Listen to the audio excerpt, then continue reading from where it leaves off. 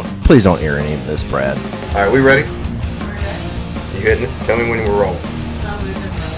No, we've been rolling. God damn. We're Googling over here. All right.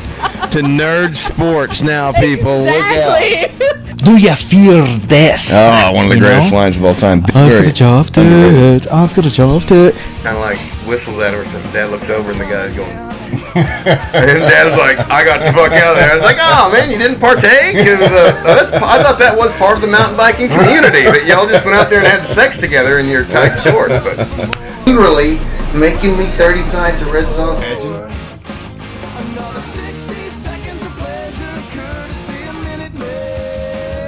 He just takes it back up. So that's what I was doing wrong the first time. that's what you were doing wrong. Big Pharma's turning the frogs gay, and it's coming after your kids. And they're going to make them incredibly happy. Infowars.com. Listened to so much. Are you...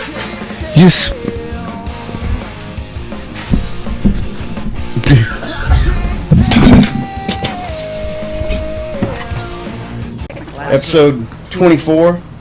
Ladies, welcome. Thank you for coming out.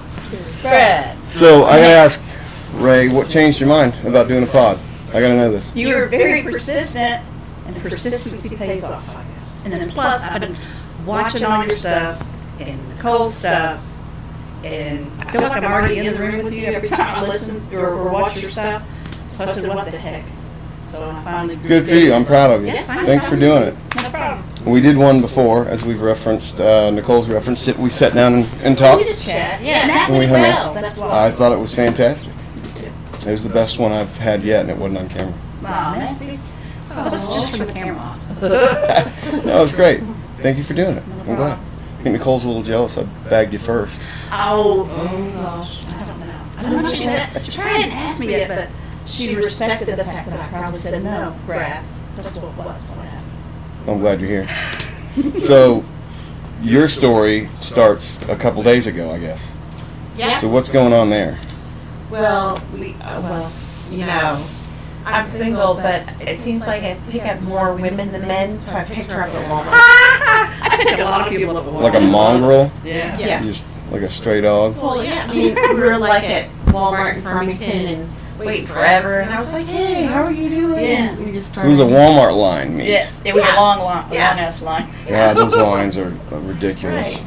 But instead of staring at each other, we started talking at each other, and before you know it, we have each other's phone numbers. And to be honest with you, we don't know much about each other. We're going to find out today. Right. Okay. For so real, this is our first sit down. That's interesting. Yeah. We talked about some political stuff, and our boys met and stuff, but we're like, we both just love, so, and we're like, I feel like we're both, are you familiar with Winnie the Pooh? Yes, ma'am. Okay, so we're like tickers, hoo hoo hoo hoo. Like with Eeyore lives, it Yeah, doesn't matter. So that's what I felt she was. Huh. So yeah, Just like to be kind. So the obvious difference is you're a Trump supporter. yes. You got Absolutely. any bumper stickers? No, I don't. This is Trump or You don't want your car destroyed? Well, no, it's not even that. It's just like everybody that knows me knows I am. Even though I hate his mouth, Yeah. and I would much rather have his policies. And so Sure. We talked Okay, so you earlier can this acknowledge sometimes he can't control what comes out, but Oh yeah, But you like the Twitter in his policy. mouth. Yeah, it's his policy. he's a moderate. I don't Yeah. think people realize this. Really? So, absolutely. So, I think it, because of the way they've gone after him, I think it's going to backfire in a bad way. I think it's going to end up being an authoritarian right after Trump. Now, I don't know what happens over the next, how long till election now? 4 months? Right. I think some crazy shit's going to go down between now and then. Yeah. Well, we talked this morning, and I could say, like, I'm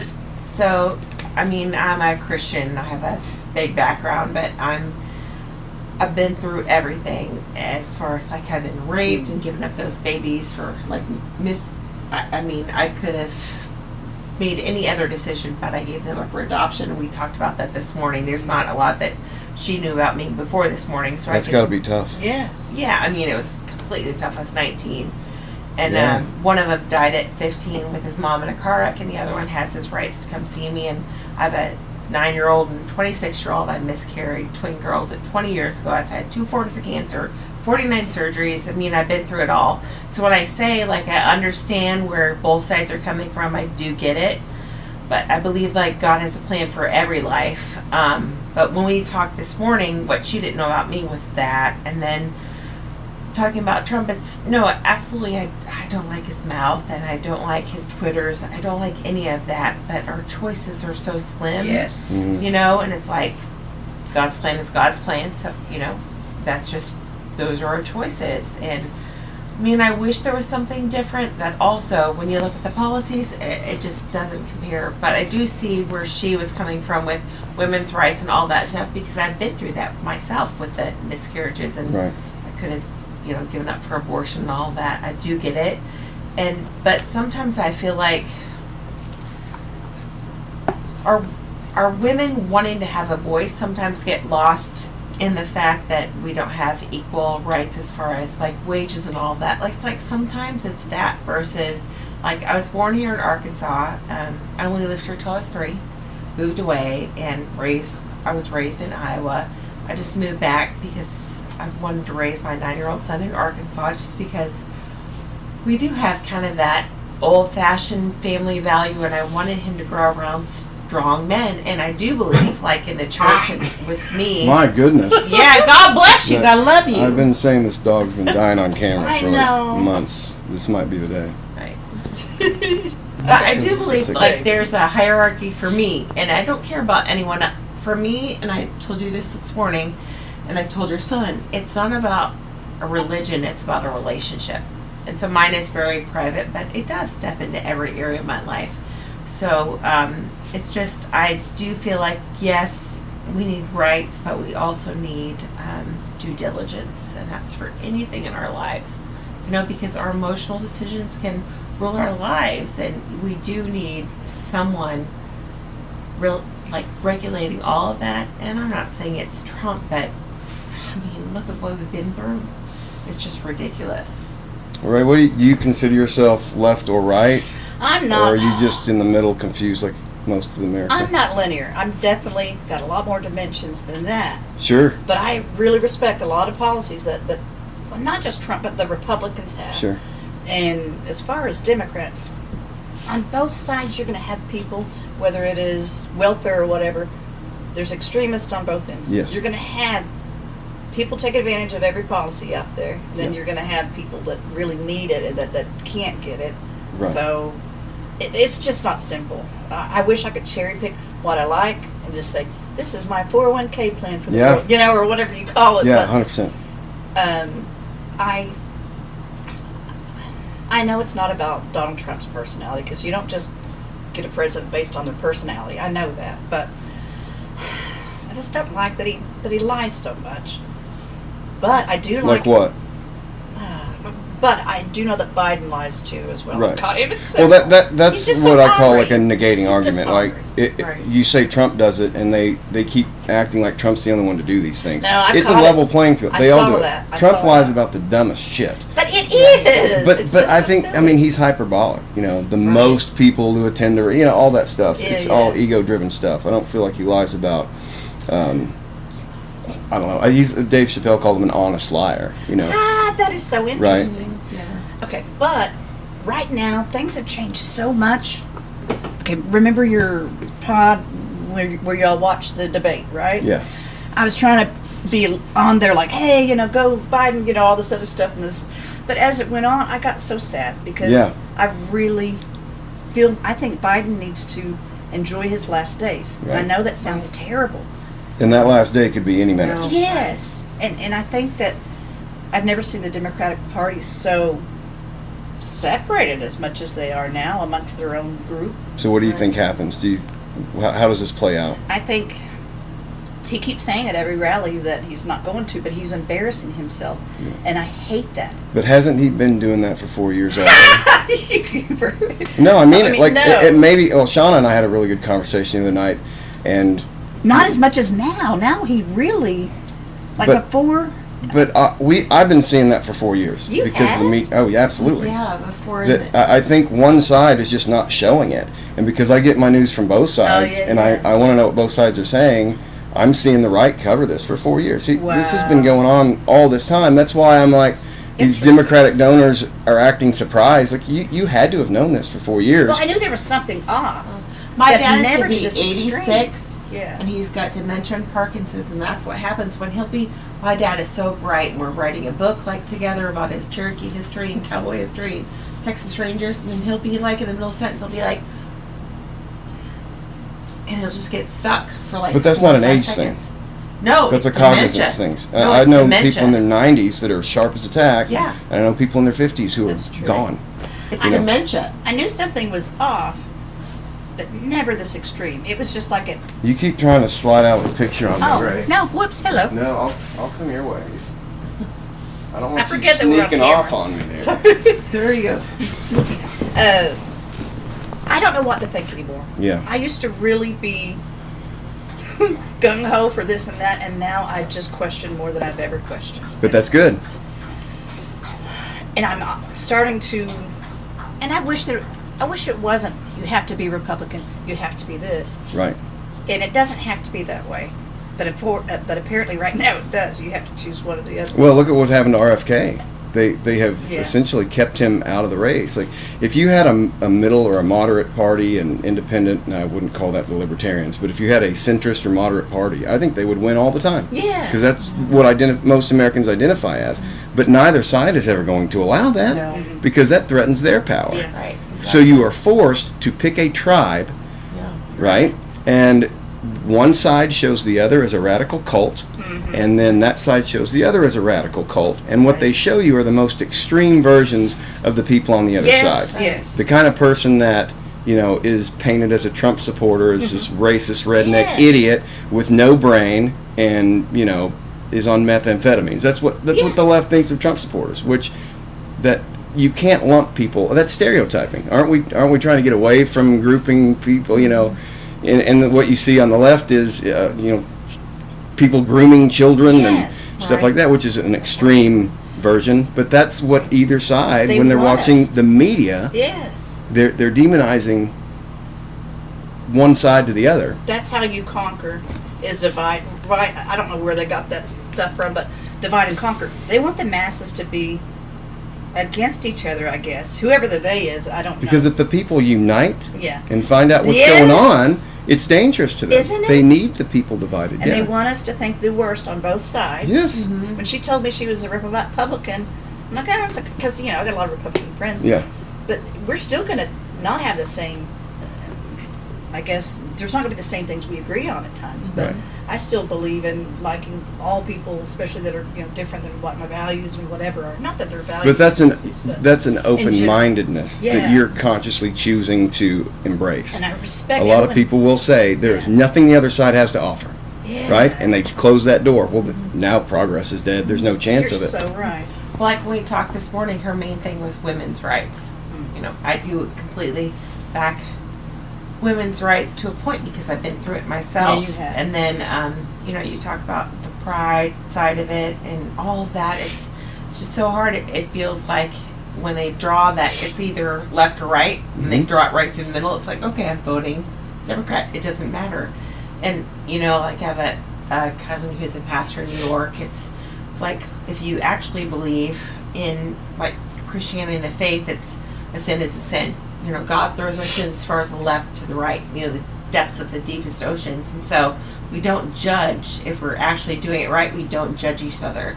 So I hate that, like in the left or right wing, like Right. we have to draw that line. So are you a religious person? Yeah. Okay. I love my God. I don't necessarily have a specific denomination that I go to. We've got a night church, which I really like. But what I love is they're just a motley crew of people. And first and foremost, I do know that we're all sinners. And it's not I think the main rule I just try to follow is love your neighbor like you want to love yourself. If I stay with that, then that's pretty good.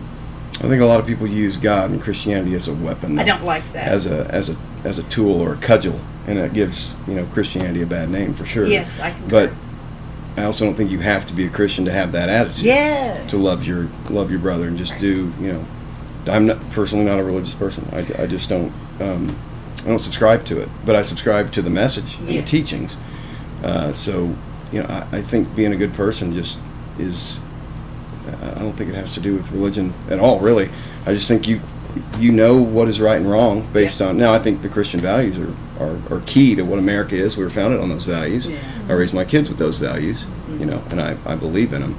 But, being a good person, I think there's a lot of bad actors out there on both sides. Yes. You Yes. know? But then I would step in and say, I would be doing myself a disservice if I didn't say for scripture, like, if you don't believe that Jesus Christ was God's son and died on the cross for our sins, and that's how we come to salvation, forgiveness of sins. Like, I couldn't walk away here and not be proud of, like, saying that is what I believe. And, you confess, believe, and be saved. And, all that, like, when I say it's not about a religion, it's about a relationship. Like, I've been to a ton of churches. I just moved from Chicago and I miss my home church so much. And I came here and I thought, well, I have such a great family. I have a 26-year-old who's a teacher in Chicago. I raised her there with my ex-husband, who's in Christian radio today, my only husband.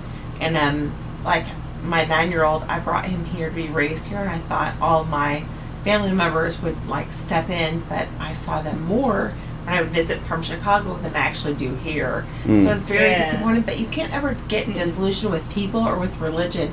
That's why I say it's a very personal relationship between you and Christ. But if I didn't say I don't believe you'll be saved, don't confess, believe, and be saved, like Jesus, the Son of God, I mean that would be, giving myself a disservice. But I say that all the time, and I still, here I am about to have my 49th surgery, and I love fun, and I love people, and I love all sorts of personalities. And so, sometimes I feel like people believe like you're too religious, they pigeonhole you, like you're not any fun. True. That's true. It's like, I'm the most fun person. I can make you laugh, like give you box. You don't even need a mirror. I can make you laugh. Like I've experienced a lot of really, Stereotypes really everywhere. nasty, evil things with a lot of Christians growing up. I mean, I think that's part of why. Not saying it's right. It's just like any other thing. You're stereotyping. Right. You're putting Yeah. people in a box. people are going to fail you. Yeah. People will always fail you. We're human. They're always going to fail you. Yes. It's like, we maybe get 10% in our life, maybe 5% of our great friends are going to stick with us. And that doesn't, it still sticks true for your family and, in the church. And there's a sense of community that the church brings that I think as a country we've really gotten away from. Right. You're certainly seeing the decline of Christianity in America. And so with that, I think a lot of the community that the church brings and the non-family members that really have each other's back, through the church, I think that's something that we've lost across the board. There's people that live in neighborhoods for 10 years and have never met the people who live right next door to them. Because nobody takes the time just to knock on the door. Right. Everybody's just kind of siloed. You guys talking in line at a Walmart is an example of people loving people. That's an amazing thing right there. Yeah. I see both sides. Whenever I did join one of the churches that my mom goes to, and my mom's very steadfast with her religion and what have you. I do feel that God is in our hearts. It doesn't have to always be in an institution. But I was very disappointed, had a lot of Christians disappoint me. And it was really hard to not just turn my head and just be like, but then at the same time, we're all just sinners. We all make mistakes. But Sure. one thing I just don't like is anyone using religion to make themselves, I guess, be better than you, Yeah. Right. or to, well, hello, Trump signing Bibles. That bothers me. Sure. It really bothers me. Yeah. But using Yeah, that God bothers to me gain too. for But personal he's the way I see it, he's catering to his evangelical crowd. He knows he I needs. get it. There's he needs always it's a political something thing. to it. Yeah. But Right. man, Because I don't believe for a second Trump's a Christian. I I don't- don't think he's. I mean, he might say he is, but I don't believe that man is a. I think he needs that base. I think he needs You the might have evangelicals. religion, but not a relationship. He just quotes a religion. Yeah. But I think a lot of people on the right use that as a, to get that evangelical vote. to get that, you know. yeah. The type of person that makes it to president, I think has probably some missing morals in their package. I don't think you get to the top by being a good, kind so person. True. And that goes for everyone. I mean, it's a rat race. Yeah. These people are throwing each other off to get to the top. It's like crabs in a bucket. Yeah. No, yeah, we haven't had anyone decent since Reagan. Even he had his flaws. We Yeah, were certainly. The Republican Party. Yeah. Haven't had anyone decent since him. Yeah, the thing I love about Trump the most is what he has exposed. Whether you take him out of the equation, I Right. mean, and these things existed before, but like the media is a great example. They are fake news, and now they're 2 days behind the news. If you're subscribed to X, anytime I see something on like mainstream media, they're 2, 3, 4, sometimes a week behind the news. Yeah. So you got Twitter or X, whatever we call it, is immediate. Like that's in your feed as it's happening. These people are tweeting the news, and then Yeah. podcasters are covering it same day or Yes. next day, and then the news is behind the podcasters even. So So the you news know, is filtered towards their. you're seeing Yeah. their entire base melt away, Right. which is a really interesting. I didn't think I'd ever see that in my lifetime, but the podcast has really become legitimized over the last, I'd say, 5 years or so, as a serious thing. I love, I can listen to somebody who looks like me, who acts like me, that I can relate to more than a man in a suit reading a script written by, Pfizer's HR person. Yes. You know, Yes. automatically don't trust you. Now, are these when you start fragmenting it like that, I'm all about decentralization. You're not going to have these big, massive, you're not going to have, Tucker Carlson's kind of a different example because he came from Fox already. Yeah. But I don't think you're going to have 3 or 4 big podcasters. You're going to have hundreds or thousands, but you have options out there instead of just your big legacy media people, Yeah. which, I don't believe for a second those opinions are their own necessarily. And even if they are, I mean, look what happened to Tucker. He was axed pretty quick for his opinions because it wasn't towing the company line. And whose line is that? It's your advertiser's line, right? These people Right. are paid by their advertising money. So if you're going against what the advertiser wants, especially in pharmaceuticals, you're not going to get away with that for long. I feel that this is a weird. Somehow I'm going to try to parallel this. Community. I feel like decades before, the less we knew, the more involved we were in community.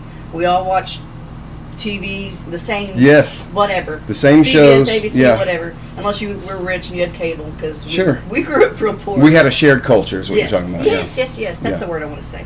And now it is so. You said the word fractured. I'm trying to use my vocab, but sometimes it's not there. Now there are so many. Yeah. It's so individualized that I think it's hard for us to make connections with each other. Maybe. Yeah, it's a But good we thing are and more a bad educated thing. For Yeah. it, probably. Sure. But we're more disconnected with others, and there's not so much of a community or connection. But Sure. we are more of an educated consumer, though. Yes. Yeah. I So would agree with that. distrust maybe is going on more than usual. Because back in the day, all I knew was ABC and TV. Back when Right. they had videos, stuff like that.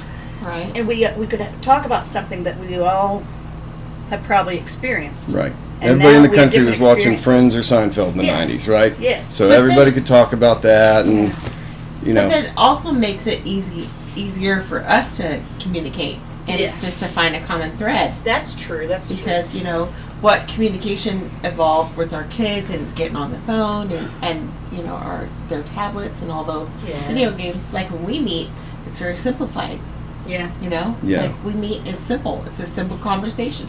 We get along, do we not? And Yeah. hey, how about this? Unlike our kids, or what game have you played? What is this? Yeah. And I hate that for our kids, but it's simpler It's for changed. us. It's definitely changed. Like my son meeting your son today. Mhm. It's like, well, what do you have and what do you have? And it was so cute. Yes. Yeah. But there's pros and cons to everything. Yeah. We can now share things we're into with other people. You might not have the same shows you're watching or whatever, but I think ultimately that's a good thing because you have more options. Yes. And- educated more, maybe. I think when you are limited in options, you have a lot of disingenuous people who are following trends, right? The more Right. popular Oh, things are, the more these bad actors are being a part of this thing because it's popular, not necessarily Right. because they Yes. like it. Right. I think you're always going to have that person who seeks that validation and is Yeah. willing to do something even against what they like or what their morals are in order to Yeah. fit in. Yeah. Right, absolutely. That's it. Yeah. That's been around. We need some funny stories now. This is getting heavy, isn't it, No, ladies? it's good. I know. It's like, let's do some funny stuff. All right, Ray. Want you to do some stand up? I don't You want to do some stand up Yes. for us? Go ahead. You got 5 Oh, minutes. well, okay. Uh-oh. Remember last time I talked, this wasn't on record, but the tree that we have behind our fence is where all the cows shit, Yeah. and that's why our flies are so bad. Right. Yeah. We talked about. And I thought it was because and then plus for the drama, there's new bull in town. And Yeah. all the heifers are real happy to see the bull. Are they now? It's not true. That's how I just spread gossip like that. I had a neighbor actually record what this noise was. This big bull just making all these crazy noises. I thought he was just stunned it out, but no. He's just a loud, crazy bull.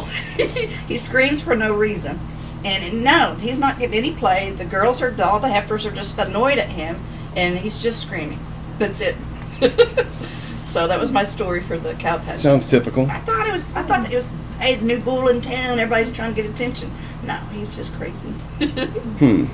You think the female cows like it when the bull shows I up? don't know. I don't know thought that about they that. would. I don't know.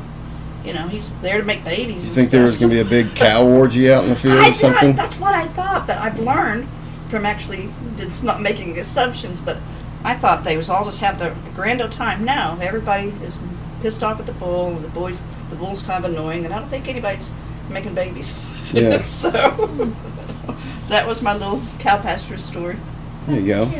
That lightened the mood a little bit. Yeah. Okay. That's real rare. So when she invited me, which was yesterday, we just met yeah. like a week and a half ago in the Walmart line. Never talked besides we're gonna come to like maybe 4th of July fireworks. She called me yesterday. She goes, "This is so random. Would you want to do this podcast?" I was like, "My ex-husband's on radio. I can always talk." I'm like, "Sure." And so I was trying to think of like funny stories and stuff. And like when I listened to your podcast, I was like, "Okay, he gets pretty heavy. You're prepared for all the heavy, and then I'll be prepared to like tell the light stories." And so some of my light stories are pretty funny. So I was born here. I only lived here until I was 3 and did square dancing in Battlefield Park. Oh, Yep. I saw I was that. all about that. And for old people like me, I'm 49, there was this show called Uncle Zeb's, who's the first cable access channel. He was this dude with Around a here? big straw straw I hat. never heard of that. I hadn't Overalls, either. yep, Uncle Zeb's. And so all my family went out there, and so I had this like pudding stain from this pudding pot from back then when I was 3. So I moved back here to raise my son when he turned 9. It was, and I had been in Chicago for years. And like a couple of weeks ago, cousins were asking me stories about my mom, and so I was thinking about like if I had to like do some random stories for friends and say how country my mom was. Here's a couple. So I have really good skin. I'm not bragging. I'm just saying I have really Sound good like a skin. brag. Okay. Well, It is. I don't know if the camera really does it justice. Hello. Beautiful skin. No. I'm glad that camera's There not you too go. not No, too close. sis, I've never actually had them, and so when I was about in junior high, because we lived in Iowa, all my friends were like, and my mom had a modeling agency also for 15 years, and she had her major skin line. So my friends were like, "So what are you doing for your skin?" I was like, maybe like soap and water. He said, "No, really," and I was like, "Okay, well, I have to tell you the truth." So my mom's mom, who was raised in North Skylight Mountain, my mom, grew up in Lincoln, all that.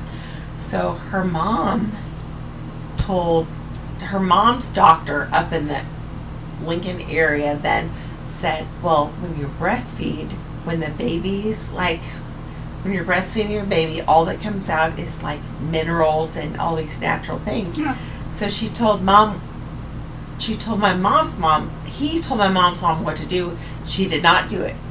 But my grandma told my mom what to do. So to make a long story short, when I was like, I had the most beautiful skin through junior high and stuff, they're like, well, what happened? And I said, well, I don't really wash my face, but my mom, she wiped my baby pee diapers on my face. What? Yes, for the first 6 months of my life. So she breastfed me, and so what she would do is she would take my baby pee diapers and she would dab them all over my face. Because she said, oh no, this is what she used to say, it's so sweet. It was just all so sweet. I'm like, sweet. What? Well, she But- did this because she heard it was Her good mom's for mom, the country doctor, said it was good for skin. Okay. And so she did that to me. and then she would wipe my pee all over my face, and she'd wash it with warm water. So, fast forward years later, and I had no zits. My brother was like a pizza face, bless his heart. He was always breaking out. Wow. And so, when they asked me, and I said, well, my mom wiped my baby pee diaper, so... Okay, so I got called piss face for 2 years. Of course you did. 7th and 8th grade, yep. Man, I mean, we probably that's on should've- you for telling that Yeah. story. Well, I mean, know. But then, fast forward like years later, my daughter, I was 22 when I had my daughter, and I heard this. It was like what do you call it? It was the funny jokes on April 1st. Yeah. April 1st. April they Fool's said, Day? Yeah. So they said, oh, yeah, you should wipe your pee on your face and blah, blah, blah. Well, then all these dermatologists started calling in, and they said, actually, we have fed horses like a concentrated diet. Girl. Yep, and once they pee, it's a very concentrated diet. It's so good for the skin. That's why they use the acne medication. I called my mom like, you were right. Oh my Yeah. gosh, I had no It's idea. a real thing, huh? Yeah, Are you it's still real doing it? No, when I had my kid, I did not. But here's another thing my mom did, because I was thinking about today. This is it's not even Southern, it's a weird mom thing. So I just took my son to the beach for the first time at 8 years old this last December. And I remember my mom, as my brother and I were growing up, we'd go swimming in the ocean because we had a great aunt there. And when we would cry from the salt water, okay, don't. Wait, you crack in the salt water? Well, yeah, we're little kids. Oh, yeah. So my mom would lick, I'm not kidding you, she would lick our eyeballs Oh, no! clean. She would lick them clean. She would, because we would be crying, and she would just lick them clean. And so as I grew up, I was like, Oh, my God. I started to realize not everybody's mom does these things. It's almost Licking like diapers, licking my Cherokee. eyeballs. Yeah, Cherokee's had some things. Yeah. Yeah. That's what she did. My brother. And it worked, though. Now it do. This is an old Cherokee written because we both found out we're both Cherokees. We both Yeah. have our card and stuff like that. I'm probably the whitest Cherokee you've ever seen, but I love every drop of tiny blood I got in it. What percentage are Okay. you both? I'm a lot more than this, but I'm registered as 1/64th. So roughly what Elizabeth Warren is. Yeah, probably whatever. I don't know. I'm half. But when our ancestors would report, they would only report half because they didn't understand the white man or trust the white man Yeah. and all that other stuff. So Yeah. I'm a big 1/32nd maybe. So, All right. but anyway, my this is what they did with their babies would get stopped up noses. They would put their mouths over the nose and suck the snot out and spit it out. Well, at least they were spitting it out. And onions, That's onions and Yeah. garlic in the It ears, cleared it too. up. It cleared it Onions up. and garlic in the Oh, ears. dang. Yeah, it How works. about that? My See? brother tried that just to do it because he's nasty. And, plus just also shock and awe. He's like, watch this. I want to do my Cherokee, take care of my Cherokee baby, which we're all white as snow. Yeah. But he did that. His baby, his daughter that was a baby, was crying. She's all stopped up. It made me want to puke. Yeah. But he did it and it worked. I was like, dang. So hold on, you said you got your cards. Is that a real thing? Yeah. So what's the purpose of Certificate that? of Indian blood. It's your CDIB card. It's your tribal. We were on the between- Dawes list a long time ago. It's between 1895 and 1904 that Dawes roll, during the Andrew Yeah, she Jackson knows all time. about this, too. Unfortunately, it's like my dad's family was on there, and this is the crappy part. Is back then it was like, I hate to even compare it, but how blacks were discriminated against in our country. Like my mom's side of the family, they didn't want to sign at all because of that. They didn't want to claim any Cherokee blood. Yes. Even though there was a lot Pride. of Baptist, French, settlers, and like my dad's Texas, ranchers that were there. It's my mom's side of the family didn't sign. My dad's did, like Lloyd Anderson. Yes. So once you prove that bloodline, Mhm. then from now on, it used to say that it was 1/64th, and they would cut off. There's no cutoff line anymore. Not for Cherokees. So all of your bloodlines Others, will yes. be. And the thing is, people sometimes believe you get stipends. We don't get stipends. We only get we get health care, but unless you live in territory, you only get a Wait. physician's assistant. You can get full vision and full dental, but in a case of emergency, you always get health care. But that's We're not in a res. We're not on the res. we're in Arkansas, Yeah. so it's a third party But, by proxy situation. But my daughter got room and board help for her college education. She had a full ride. She didn't have all room and board. They helped with that. Yeah. So I mean, they've expanded a lot. And like the Wilma P. Man Killer is going to double its size over this next year. Yeah. Like my dad, who's 14 years older than my mom, he's come back and gotten his prescription on his eyes over and over, and his hearing has been tested over and over, and they've been so good to him. But I have to say that if you don't live on the reservation, your benefits are few. Yeah. We got a great benefit during COVID. They were given a huge settlement, so we got about $2,000 each. I didn't get that. Yeah, $2,200 each. Girl, I just thought that was just COVID, like the plan from the president or something. Shit. No, every member got $2,200, and it cut off June. I did not get that. Oh my goodness! Well, You got problems now. Have y'all? I'm gonna have to be a smart Cherokee. Yeah. Did I have it? Just go. Yeah, it was $2,200. I don't remember all Yep, that. I just I remember asked you. going back to school for 150. Very blessed, very It might grateful. be easier to get around Okay, that yep, one. nope. But anyway, $200 each. so that's our Cherokee talk. That was loud. Have you thought about living on the res? No, I mean I lived in Oklahoma for you don't know lived in Oklahoma all my life. We just moved up here the past 10 years after I popped out that baby, just so I could spend more time with family. Yeah. But yeah, I was a bank manager for 15 years in Oklahoma City, I knew that. You told me that. and then I would on my lunch break I would go to Oklahoma City Indian Clinic. Dude, I had a personal trainer, all these wonderful amenities and stuff for free. But no, never lived on the res. It's a lot of red tape, and you do have to be in certain areas where there might not be a lot of opportunity as far as employment goes, unless you do work with the Cherokees. But I was always in banking. So. What about just living on the land? Hunter-gatherer. You need to do that? Oh man, I would be the first to die. Yeah. We might be in that situation within I the think next I'd year. be a gatherer, or I would clean the vegetables. That's probably be the best thing I could do for my Vegetable cleaner? tribe. Yeah. No, I couldn't. If I saw a snake, unfortunately, I do have this story. If I saw a snake, I would throw my own kid at it. I think that's how scared I am of snakes. So I would not be a good hunter. What do you think it is that's behind fears like that? I mean, obviously, It really freezes me up. a lot I of can't people do are snakes. upset by snakes and spiders. I It seems pretty almost natural, but I almost shit my pants walking in here because you have the cast of a snake. mm, I literally said, if I see any snakes, I'm gonna crap my pants. And then sure enough, I saw that fake snake. Just got myself set up right there. So. Are you scared of anything? yes. What would that be? I'm not sure that I want to reveal that to a large amount of people. I agree. I Yeah. agree. I can probably definitely see. I can see that. Not snakes though. I love snakes. Sharks. I've always loved. And are you trying to guess now? Well, no. I mean, that's mine. Oh, that is yours. Yeah. How old are you? 42. 42. Yeah, I'm 49. So my. Are you afraid of the land sharks getting you, or? No. Okay, Next do you remember- Sharknadoes, bro. No. Okay, so when I was little, we grew up in the country in Iowa. I never watched any scary movies. And my parents took us to Nashville, and there was, I think it was Jaws 2 or 3 that was in 3D. Like, Oh yeah, Jaws 3D. Yeah. Yep, I think I was like 8 or 9.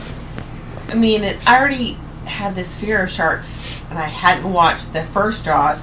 So after we saw that in 3D there, I literally, it's like, I stand outside I stand outside of the bathroom and say, Natasha Ann, you sit your butt down. Because after that movie, I was 8 or 9.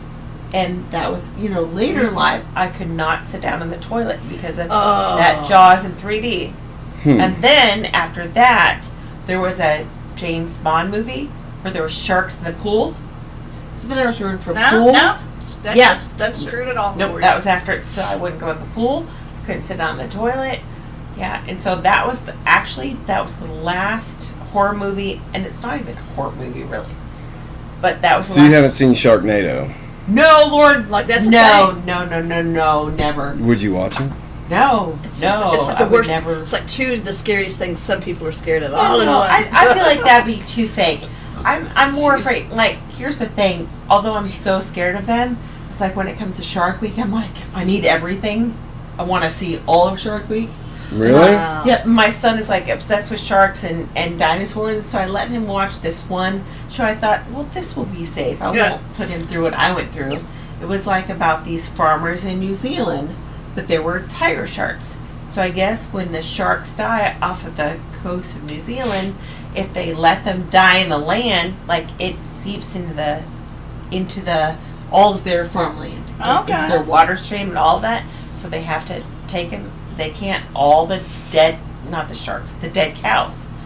They can't like die there and stay there because What? it seeps into their land. So they take the cows and they throw them out into the ocean in New Zealand. So I thought, well, this is safe. It was like farmers in New Zealand. No, because when they threw those sharks out there, all the cows, all these tiger sharks, like they tear that cow limb from limb. Girl, oh. Yeah, my son had nightmares for like 2 months. Mm. So Well, there you go.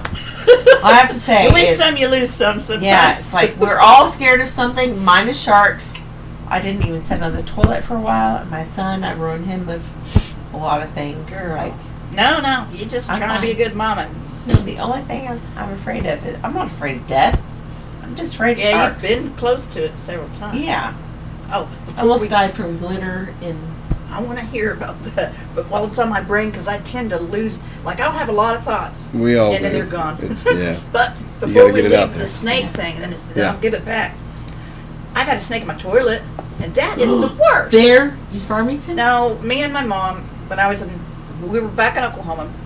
We stayed at my grandma's. She had an old cabin, but the sewer system, apparently the snake got in through the plumbing because it was so dry and cracked. I don't know what it do. Yeah. And Mom went to go to the bathroom, and as soon as she had her pants down, she thought she saw something. She thought maybe someone didn't flush. It was a snake coiled up in her toilet.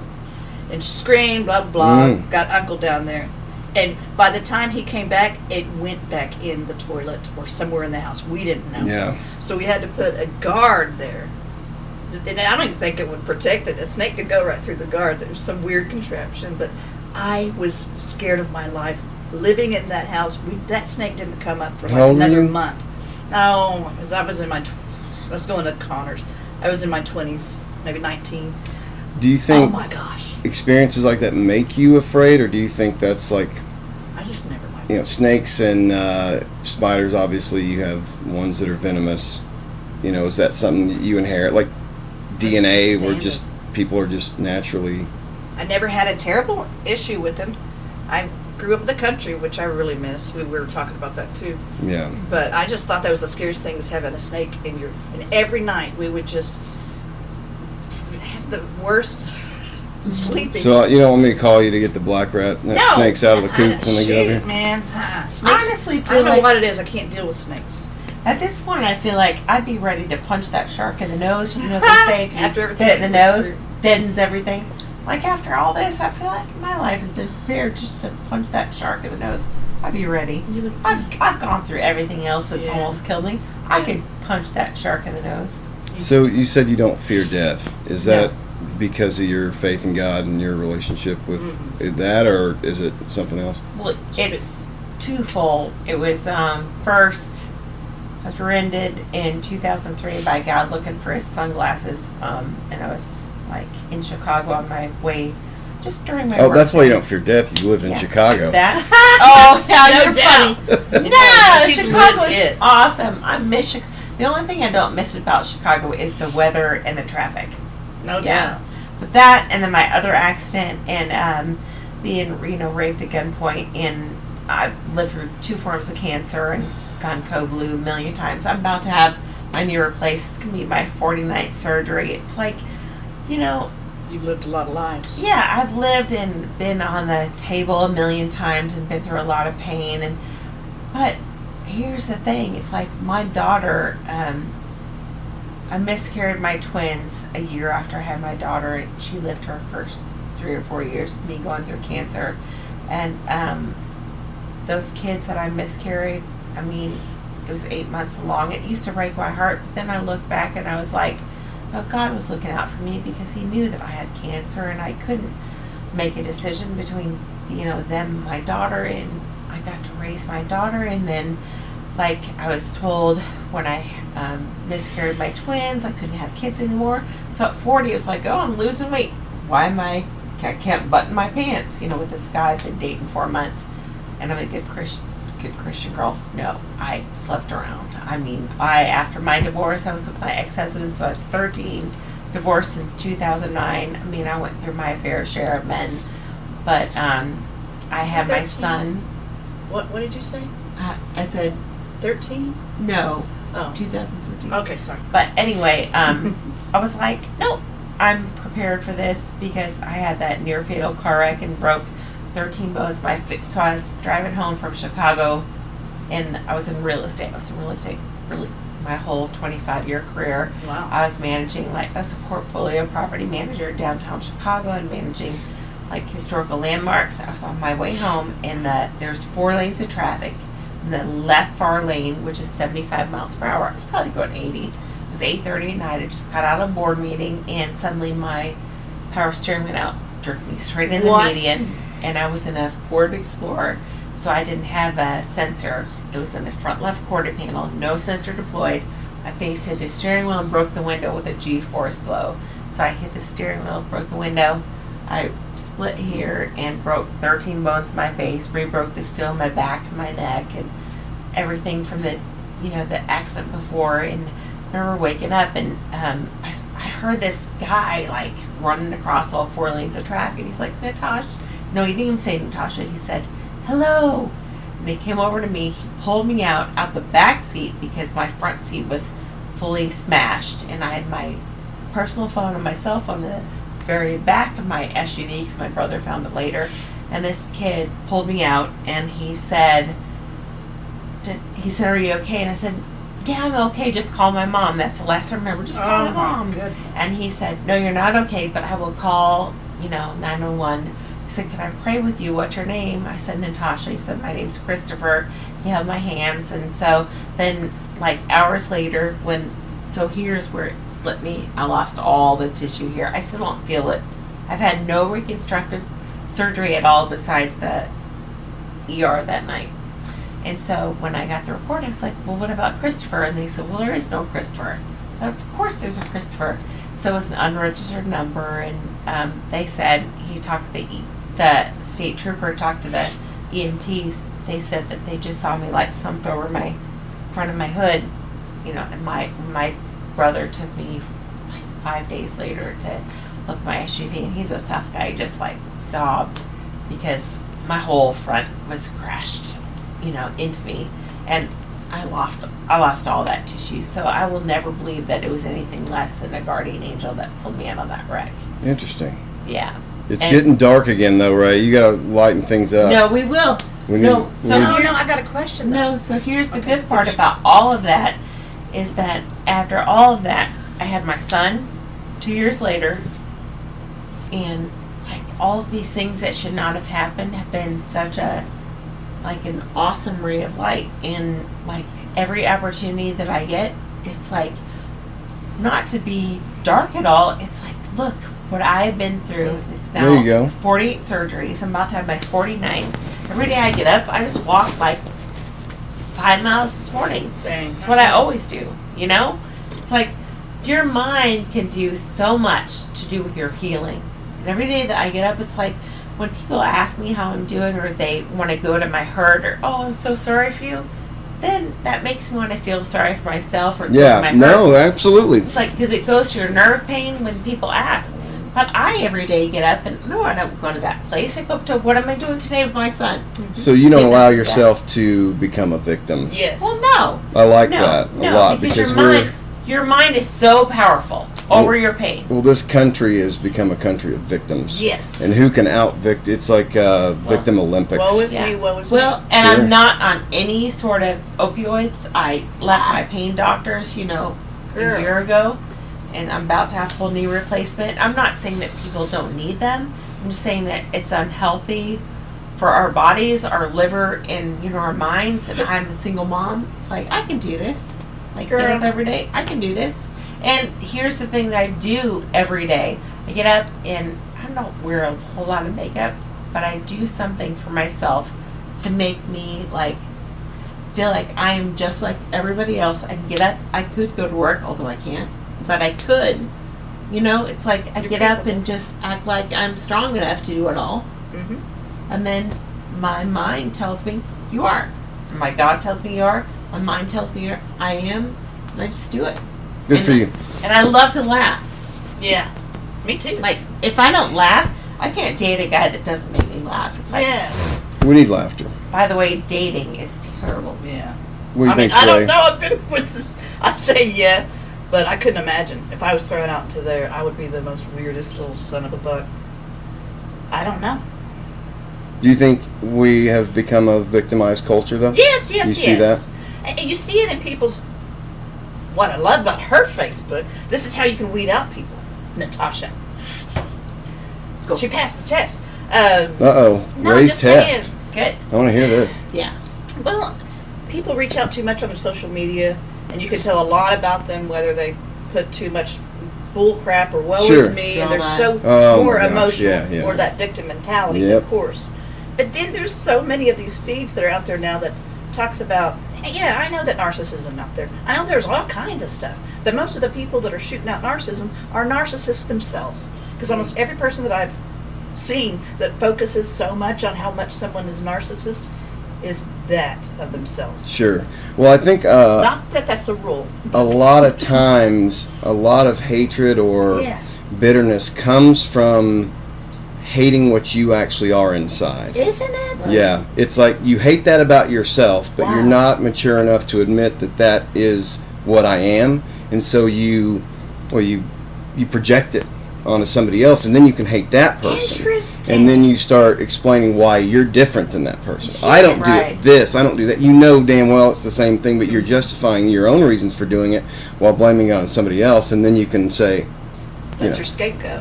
Right. yeah. That's crazy. No, that's a great way of analyzing that. That's got depth to that. But that's just what I've seen. But, Yeah. plus, you only see what people want you to see when it comes to social Well, media. yeah, and that's There's something a we've whole talked lot of- about on the pod before. There's a lot of jealousy, and you see the studies, especially with teenage girls, looking at other lives and these, because you're not going to show the worst moments on Right. social media. You're going to show this filtered, tailored, perfect version, and people tend to get jealous of those things and say, Yes. well, my life doesn't have that. You don't know if that Florida vacation put them way in debt, and Yes. you don't know what the story That is. is so It's just, true. oh, look at what they're It's doing, their- and my life doesn't have this, or I don't have this or that. Yes. And it's real easy to start feeling sorry for yourself, Mhm. right? Because of Now at the same time, It's is fake that news.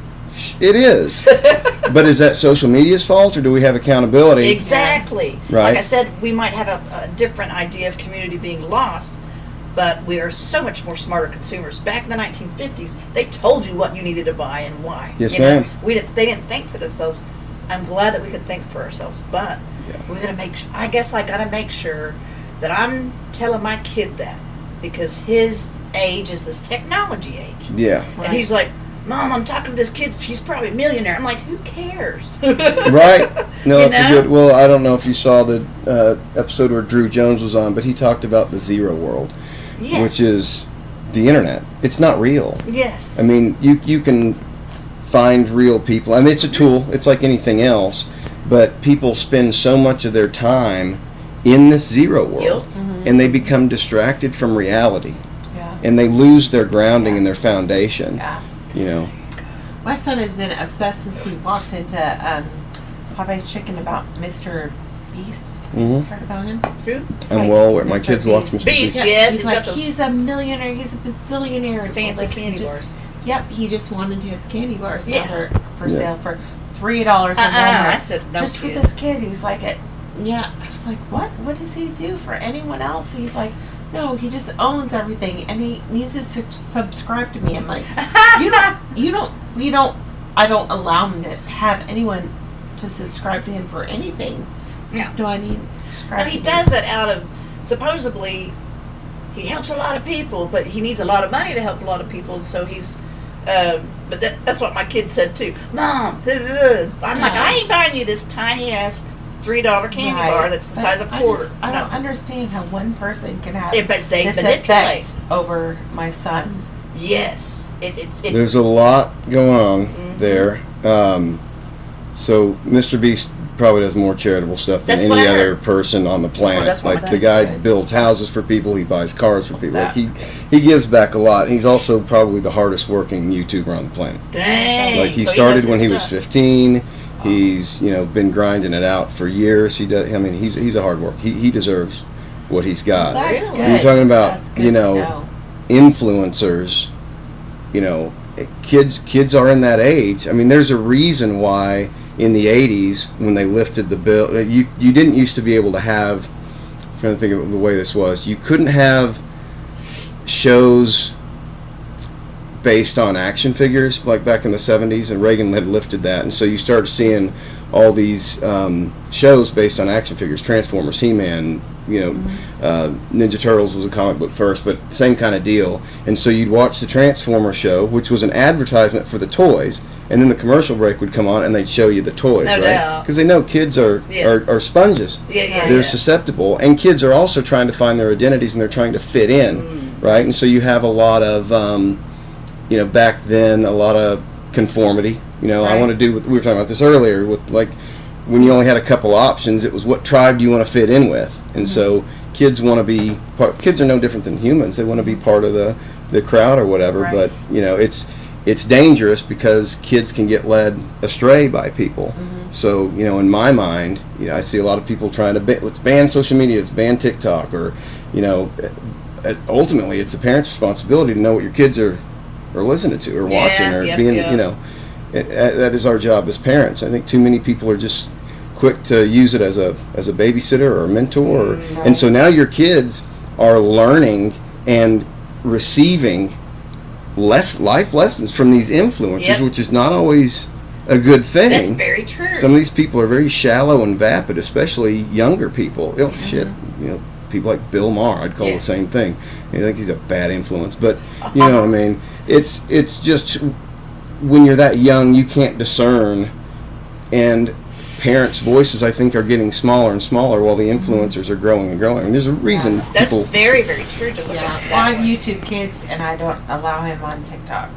Oh yeah, YouTube my kid Kids, don't I- have. Yeah, they don't need to be on. Why would they need Yeah. to be on TikTok Yeah, at that no. age? I don't. YouTube Kids, even sometimes I listen. Mm. Yeah. No. My kids got that VR, which I ain't gonna lie. I need to investigate a lot more what my kid do. Thank gosh, he tells on himself more than I would ever think of, which is great. But there's certain things, I guess that there are some parameters that I put on the iPods or whatever. But do you know what I'm talking about? The virtual reality and stuff.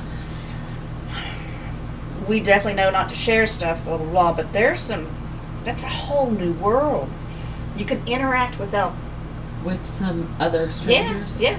Oh, Yeah, but I've been talking to him to make sure that he doesn't talk to.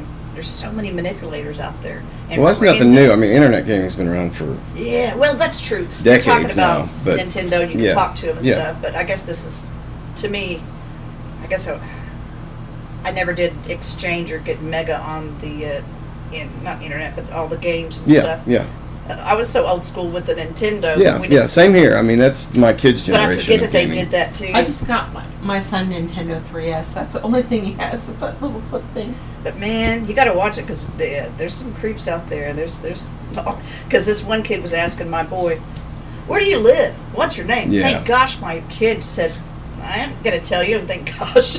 Yeah. But it's a different world to navigate. I might have been a latchkey kid walking around and no one cared till it was dark time and I came home. That was a different world to navigate. But Yeah. this is a whole different techie world. I got to think about that. Yeah, it is. So. Yeah, it's dangerous. I mean, if kids are getting online, plus just all the shit talking that goes Oh, on there. dude, I mean, yes. with people in the gaming community, it's pretty toxic in there. You don't really want kids exposed to that either. No, I know. It's not just the predator thing. I don't know how many.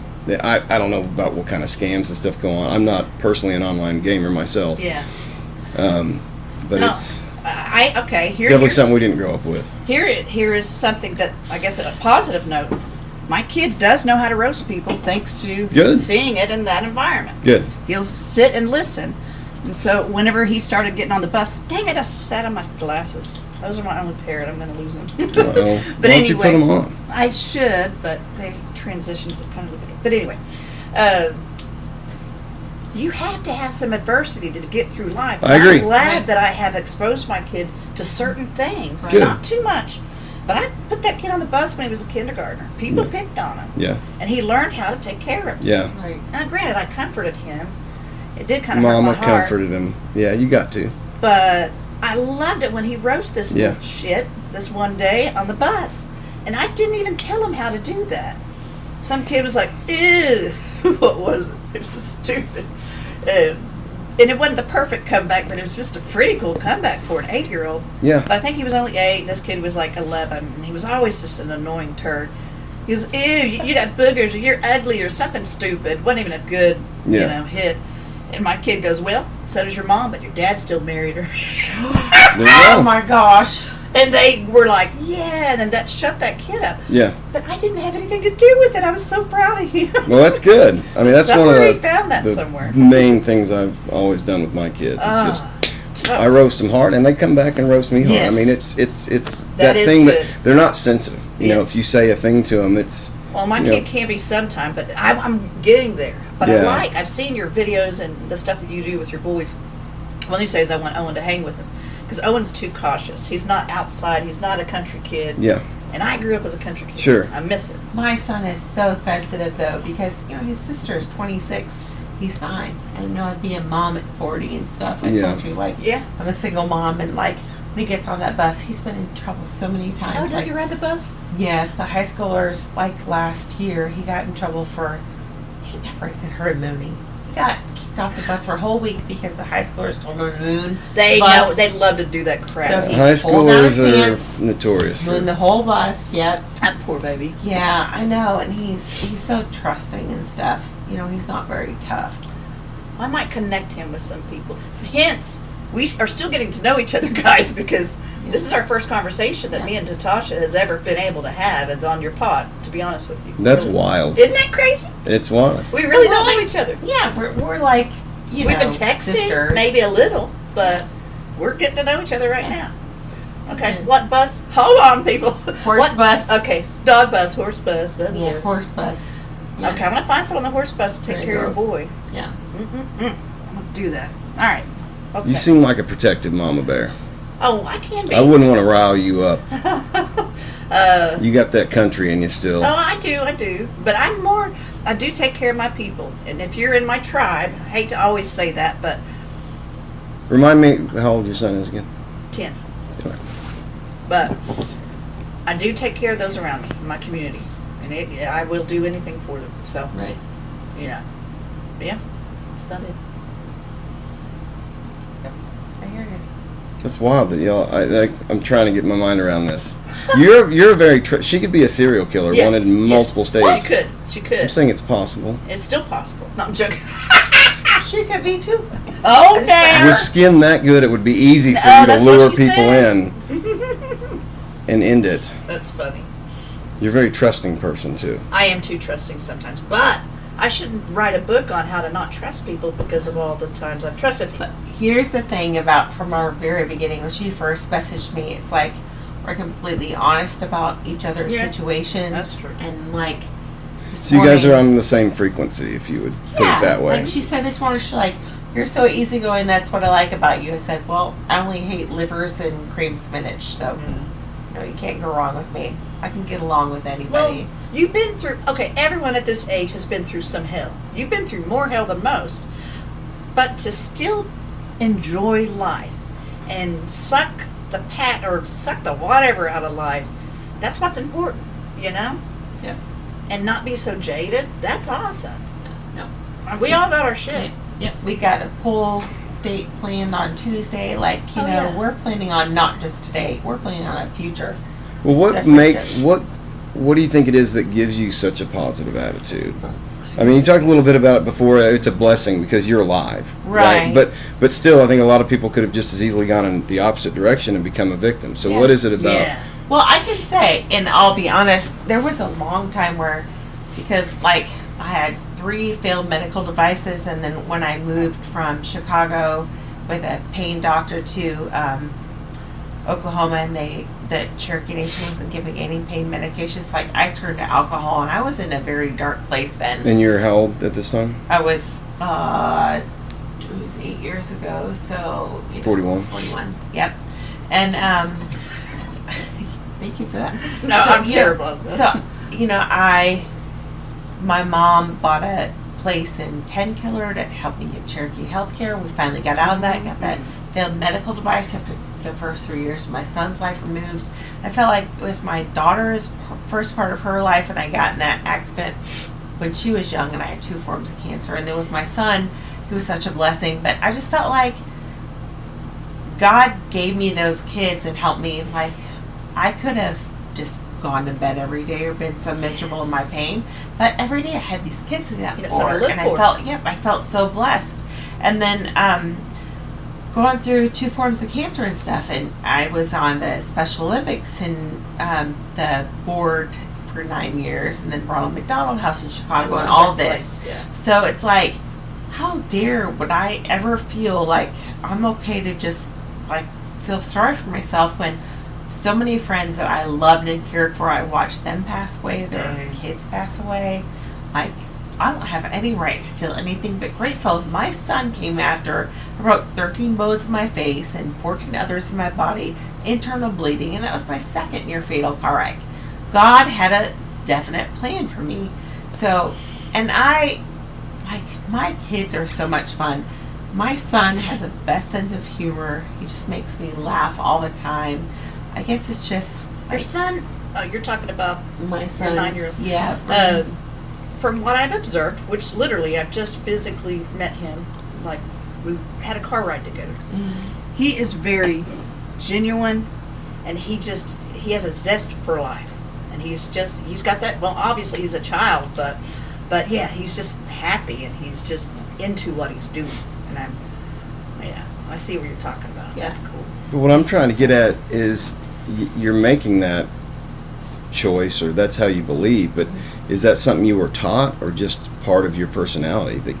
No, I can honestly say my parents, so I was born here, only lived here until I was 3 years old. My mom was born pre-Holiness Pentecostal, my dad was Cherokee. Grew up in Iowa, and when I was in high school... It sounds like the setup to a joke. No, My mom was Pentecostal, and my dad was Cherokee. Yeah, it's like, no, Yeah. my dad and mom, they kind of failed themselves and failed me. I just know what it all boils down to is just like, I feel so grateful because I've seen the people that I love just fall apart in their lives fall apart. I just feel so internally grateful, and I believe, like, if God didn't believe that I could handle my daughter or my son, because I just gone through 2 forms of cancer, got hurt, and with him, this accident, and I was told I couldn't have any more kids from 15 years before that. No, it's just, I just feel so, I guess, happy and grateful. I just like, and that's why, I mean, men could disappoint me and people could piss me off, but only to a point. Nobody can get me down past what I let them, because I already feel like my time has been limited in the past. So the life I'm living now is like, it's not like it's on borrowed time, but I'm so grateful for it. Like, Yeah. screw anybody that you're tries to coasting now. screw anybody that tries to like create drama in my life or put me down or make me feel less than. Literally, like, screw any of them. Yes. My daughter is a 26-year-old teacher of drama and music in Chicago, where I raised her. And my son, is 9, and it's hard because most of the, like I told her, it's like most everybody that in grades, in my son's mom's age is like, I could be their moms, but Oh, me too. I'm an old ass mama. Yeah. But there's so much knowledge that comes. We don't worry. Girl. We don't sweat the small stuff as older moms. Mm-hmm. I don't sweat it at all. And I just love. Here's the thing that I do miss about being younger: miss dancing, miss music, I do miss those things. I miss like cutting loose a little bit. Yeah, man. Yeah. What do you see as the big difference as being an older mom? Do you think, what is that experience like? How do you think it differs from? Less worried about what people care about. Like, Yeah, I'm sure. more comfortable in my skin. And what I thought was interesting is how you met Nicole. Mm, And those softball moms or whatever. yeah. Whatever, baseball Baseball, moms. yeah. I would have my kid goes to soccer. So whenever I show up, there's the typical, everyone's just not wanting to communicate and just, Sure. whatever. Blah, blah. But I will be out there and I will make other people uncomfortable, not on purpose to be mean, but I will say, hey man, how's your day so far? If they want to engage, great. If they don't, that's fine, but at least I tried, and that was it. So I just go on these little missions just to whatever. And the people who come to you are people who's going to be authentic. Yeah. What is it about you that makes you want to do that? I don't know. I want to kind of make myself get out of my comfort zone, because why not? Well, see, that both your positive attitude and you wanting to get out of the comfort, those are advanced ways of thinking. Because I think the natural instinct is to close yourself off and to feel Yes. sorry for yourself, right? And if you can get out of things like that, it's what I call like Christ consciousness. Yeah. Like, it's the level of introspection or meditation or whatever you want to do to better yourself isn't always the easy thing to do. Mm-hmm. Obviously, it's natural to take the easy path. Yeah. But to say that and say, it's good for me to get out of my comfort zone, and it is what helps us grow and mature. So that's an interesting, because I'm very much an introverted person. Mine So as when well. I'm around other people, I am not wanting You to. do not seem like an introvert at all. Yeah, I am. It's My sis was like that in radio, and he just, once he turned on the radio, his whole personality just came out. It was awesome. yeah, it's kind of a weird. I can do it. I can talk with people, Yeah. but it also like I get real exhausted with, like, if I'm having a genuine conversation, like something that's meaningful, I can talk all day long. But if it's just small talk bullshit that's disingenuous, and I don't care about your answers and you don't care about Yes, mine, yes. let's just cut this and never do it again and go our separate ways. It's I just think there's so much of that just phony, That is what I see. and I'm just so Yeah. sick of it. And that's what I loved about Nicole. She Yes. is who she is. Take it or leave it. Yes, and I unapologetically. appreciate it. People that are like that, Uh-huh. because we're just not that way as a nation. That's true. When you asked her about that question, that thing that I was thinking is, because I have my daughter at 22 and miscarried the twins, I have my son at 40. The thing that I would say is, like, we are so comfortable in our own skin. Like, remember when my daughter, her godmother was holding her, and she hit her head on the roof of the car. I'm like, oh my God, I need to take her to the ER. Yeah, all yeah. that stuff. Like, we have our kids later in life, so, oh, just rub some dirt on it. Yeah. You'll Yep. be fine and all that. But that's so great, because back then they learned to be so scared. My daughter has major anxiety. Yep. And I think I probably put some of that Yep. into her, because I had my accidents.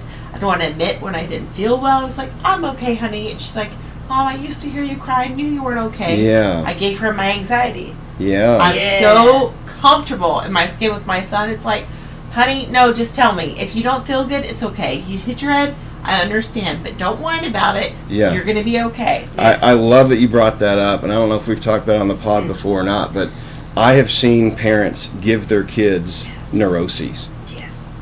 because they overreact about everything, and then that kid is just terrified of everything. Right. And especially first-time parents, and I think I have talked about this on the pod. Like, so with our first one, it was, you got to put plugs in the outlets, and you got to put latches on the doors, and oh well, the kid could die or something, Right. And with the third kid, you're like, hey, go stick the fork in that socket, Exactly. and it's going to shock you. Yeah. And you want them to try it, because then they're going to learn. Right. Well, you're not encouraging them Listen, to, but if he's messing around near it, as a parent, you're like, he'll figure it out. He'll know that not to do that again. Right. Whereas you let them fail Yep. in order to learn, On their own. and I think that's very dangerous. I see it a lot, because obviously I've got young kids, so you're around a lot of other kids and other parents, and the way parents handle it, a kid falls, and it kind of looks to the parents to see, how should I react here, and if Yes. and if the dad's just like, be all right, get up, then they don't react. Whereas if they see this frantic panicking, now the kid's scared. What has happened to me? What is going to happen? And so you're teaching and reinforcing a really negative lesson. Yep. Absolutely. That's interesting. Yep. When I think parents now are much more, it's a good thing and a bad thing. Yeah. Parents are much more, they want their kids to have a better life than they had. And they also want to be more nurturing. Because our parents, going back into, the World War II era, it was a very, you had to work. Primitive almost. Compared to now, Tough in a lot of ways. regimented. Yeah, very tough, very regimented. Parents weren't necessarily close with their kids. They didn't really talk to their kids about emotional things. My dad made us pick out the belt that we got spanked with. Sure. Oh yeah, we did that too. And they had the crappiest belts too. Like not good my for the dad butt. had strong leather belts. Dad literally kicked us in our butts once. And I'm not saying You this is a probably good deserved thing. it though. Yes. We were fighting after church, all three of us little turds. He warned us, and he made us all bend over. And he's like, "Dadgummit, he didn't have his belt or something." So he just kicked us in our butts. We got back in and we shut up. We got the switch. He didn't have a belt. We got a switch. Ooh, yeah, switches. Well, what do you think about how back then you had paddles in classrooms? Yeah, I got spanked. And now you kindergarten. can't do that. Do you think No. you think that's a bad thing that we've gotten away from? No, I think it's a good thing. Yeah. My dad, when he used to get spanked and stuff, and so I was in kindergarten. My brother was in first grade, and my parents had gone on vacation. My parents got home, and we got some bad grades, and my brother got a bad spanking and had a mark on his pinky. And the principal called us into his office and he had us disrobe, take our pants down. What? Yeah, That's was inappropriate. Well, I'm 49 years old. That was in a small town that I was. That's no back excuse. then, okay, but then my dad, we went Good gosh. to court over him, spanking us. It was miserable, and my dad did spank us, and probably sometimes too hard. Yes. Yeah. That was just like a bad stroke on his pinky. And so it's just one of those things, but it disrupted our whole lives, and it was terrible. Well, I think you did have probably a lot of abusive people back Yeah. then, and there's a Yes. big difference. We never went. I tried. I've never told this story really, but I remember Max was 2, and he was playing in front of the television, just like putting his hands up on it. And I kept telling him, quit touching the TV, get away from the TV.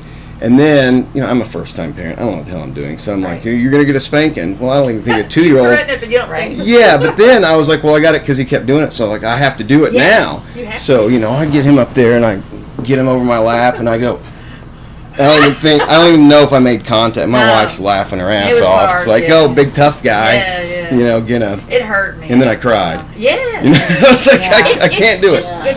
I don't know how Yeah. my parents did it, so that's just how. Because they it was a trained. more callous generation. Yes, that was. People tend to, Callous. you want to talk about getting out of your comfort zone. Mm-hmm. I know a lot of really awful parents that just continue to do bad things because that was how it was done. Yes. That was how it was done in my day. Yeah. Well, is there maybe an alternative Yes. that might work a little? Maybe just think outside the box a little bit. But it's so easy to do the thing you've always done, even if it's wrong. Right. I'm guilty of it too. There was I've- trained, and you don't question things. yeah. This whole generation. Well, I substituted. I clean houses now. I'm going to get back into white collar, but I I substituted. need to hire you out here. Oh yeah, I told Nicole I was going to go bring some bleach, but I Please, didn't have any gloves. Blah blah blah. Cesspit over here. But anyway, I think there's a lot of great things coming with our kids, and I think that they get overlooked. And well, no, they don't get overlooked. They get babied so much that they're not stupid. Aren't you going to take? If you could save money, Keep the conversation going. If you could save money, Go potty again. well, a lot of them have been called so much that they're like, why wouldn't I stay at home? Why do I need to get my driver's license at 16? Why would I want to push myself harder when my parents don't? Right. That's what I see. But they're very smart, and they're working smarter, not harder, I think. We worked real hard. Not so smart. Well, we also didn't have a lot of the technologies that we have now. Yeah. I mean, you and I grew up in a pre-internet era. Uh-huh. We Yeah. remember when that stuff came out, and we were already young adults or cell phones or whatever. Yeah. We were pretty much developed when those things came out, so we remember a life That's true. without those things, whereas our kids grew up with them being a part of everyday life, and so you get used to it. It's like my middle one will show me, hey, you can do that on your phone just by double tapping this button. I'm like, they really are. But they're also curious. Yes. The older I get, I found myself in a rut there for a long time where I was like, I've learned everything I want to know. The world's passing me by, and I want out. I don't want to learn anything, and I didn't, and I kind of became stagnant. I felt obsolete. Yeah, but then now as I'm doing all this, I'm having to learn. Because I knew I was in a stagnant place, America. and it wasn't doing anything good for me to have that attitude. No. It was hurting me. If anything, I was getting farther and farther behind as times were going on, and it's like, God, where am I going to be in 20 years if I refuse to adapt? Then I'm going to be really far behind. And it does help having young kids because they encourage you to learn and do new things, and they're so curious. What a blessing is that, okay? For both generations, and some of us further, our margin is a lot bigger than others, but to embrace each other and to learn from, both sides. I mean, that's just the epitome of a father-child, situation. But children really do keep us young, and they do help us be, I guess, more advanced, more open-minded. Yeah. If I didn't have him, I would still be a selfish asshole. Yeah, I agree. I think I was a very selfish person for a long time. Yes. Probably still am in a lot of ways, but having kids really changes things because now you have somebody other than yourself to put first. Yes. Right? They come first, and then, if there's time or resources left, I'll do what I want. Yeah. And so I think that's a part of it. But it's such a good resource to have our kids meet others. Like today, like it was so funny because my son is such a lover of people, and he is a son that's been just spoiled as an only child. I mean, my daughter was the only child. She's 26 now, so he's the youngest. So when I told him he was going to meet his friend, he's like, "What's my new friend's name?" Oh my gosh, that's my Jurassic World Park. That's my favorite character. And he was so excited to meet his son. And so when I talked to her son, I was like, be patient because he doesn't have any siblings, and he's a more immature 9-year-old. Her son is 10, very mature, and he was so sweet to him. And that's it's such a great lesson for our kids to have, just to meet new people, Different people. Yep, and outside of school, and just to meet them at each other's levels and accept them the way he is. And he's like, okay, I could do this. Would he like this? And it was so cute watching the two of them. Yes. And if I have to say, I mean, we just met, but if her son had been like a total butthole to my son, I would have been like, all right, well. That's interesting you say that because I have seen a lot of. But we didn't know what we was going to get into, both of us. No. Yeah, that was a gamble. Yeah. For sure. But I see that a lot where I see really surprising kindness from children. Isn't it? And because I always grew up thinking all kids are just monsters because they haven't learned society's rules yet. They're doing whatever they can to push the boundaries, to push the limits, to whatever it is. Right. And bullying was a huge thing when I was growing up. Oh, and now there's a big thing. no tolerance to bullying. Oh, whereas they do it in different ways. My son went through they've hell evolved. this year. Yeah. My son went through hell. We'll talk about that later. Yeah, but I think bullying had some positives to it because it forced people to have to adapt and deal with that because there's no anti-bullying policy in life. You know what I mean? So I think a lot of kids are ill prepared for the world. That is very good. But at the same time, bullying's not a good thing. No. That's a shit thing to do. But You have to I have think kids are a lot softer now because they're so protected. They can't be bullied at school. They can't be. Trying to put this into that, like they're overprotected in ways and then completely unprotected in others. Yes. Right? It's like they're sheltered from anything that could harm them, but at the same time they're left to be on TikTok for 6 hours. Right? So I think it's That's really true. confusing to kids, and they're hitting the real world now with even more confusion than what we had. Interesting. Yeah. Interesting. Well, my son gets YouTube Kids, and that's it. This last year, so when I grew up in Chicago, so I grew up in I was only here till I was 3. Grew up in Iowa, and we didn't have any black people at all. Went to Chicago. In Iowa? No, in I was gonna say Iowa. Chicago, yeah. No, in Iowa, where I graduated, not one Yeah. black person in my class. So I went to university. Excuse me. We need- Okay, Yeah. go ahead. Moody Bible Institute for 1 year in Cabrini Green in like 2 square miles was the top seeds of crime in all the United States.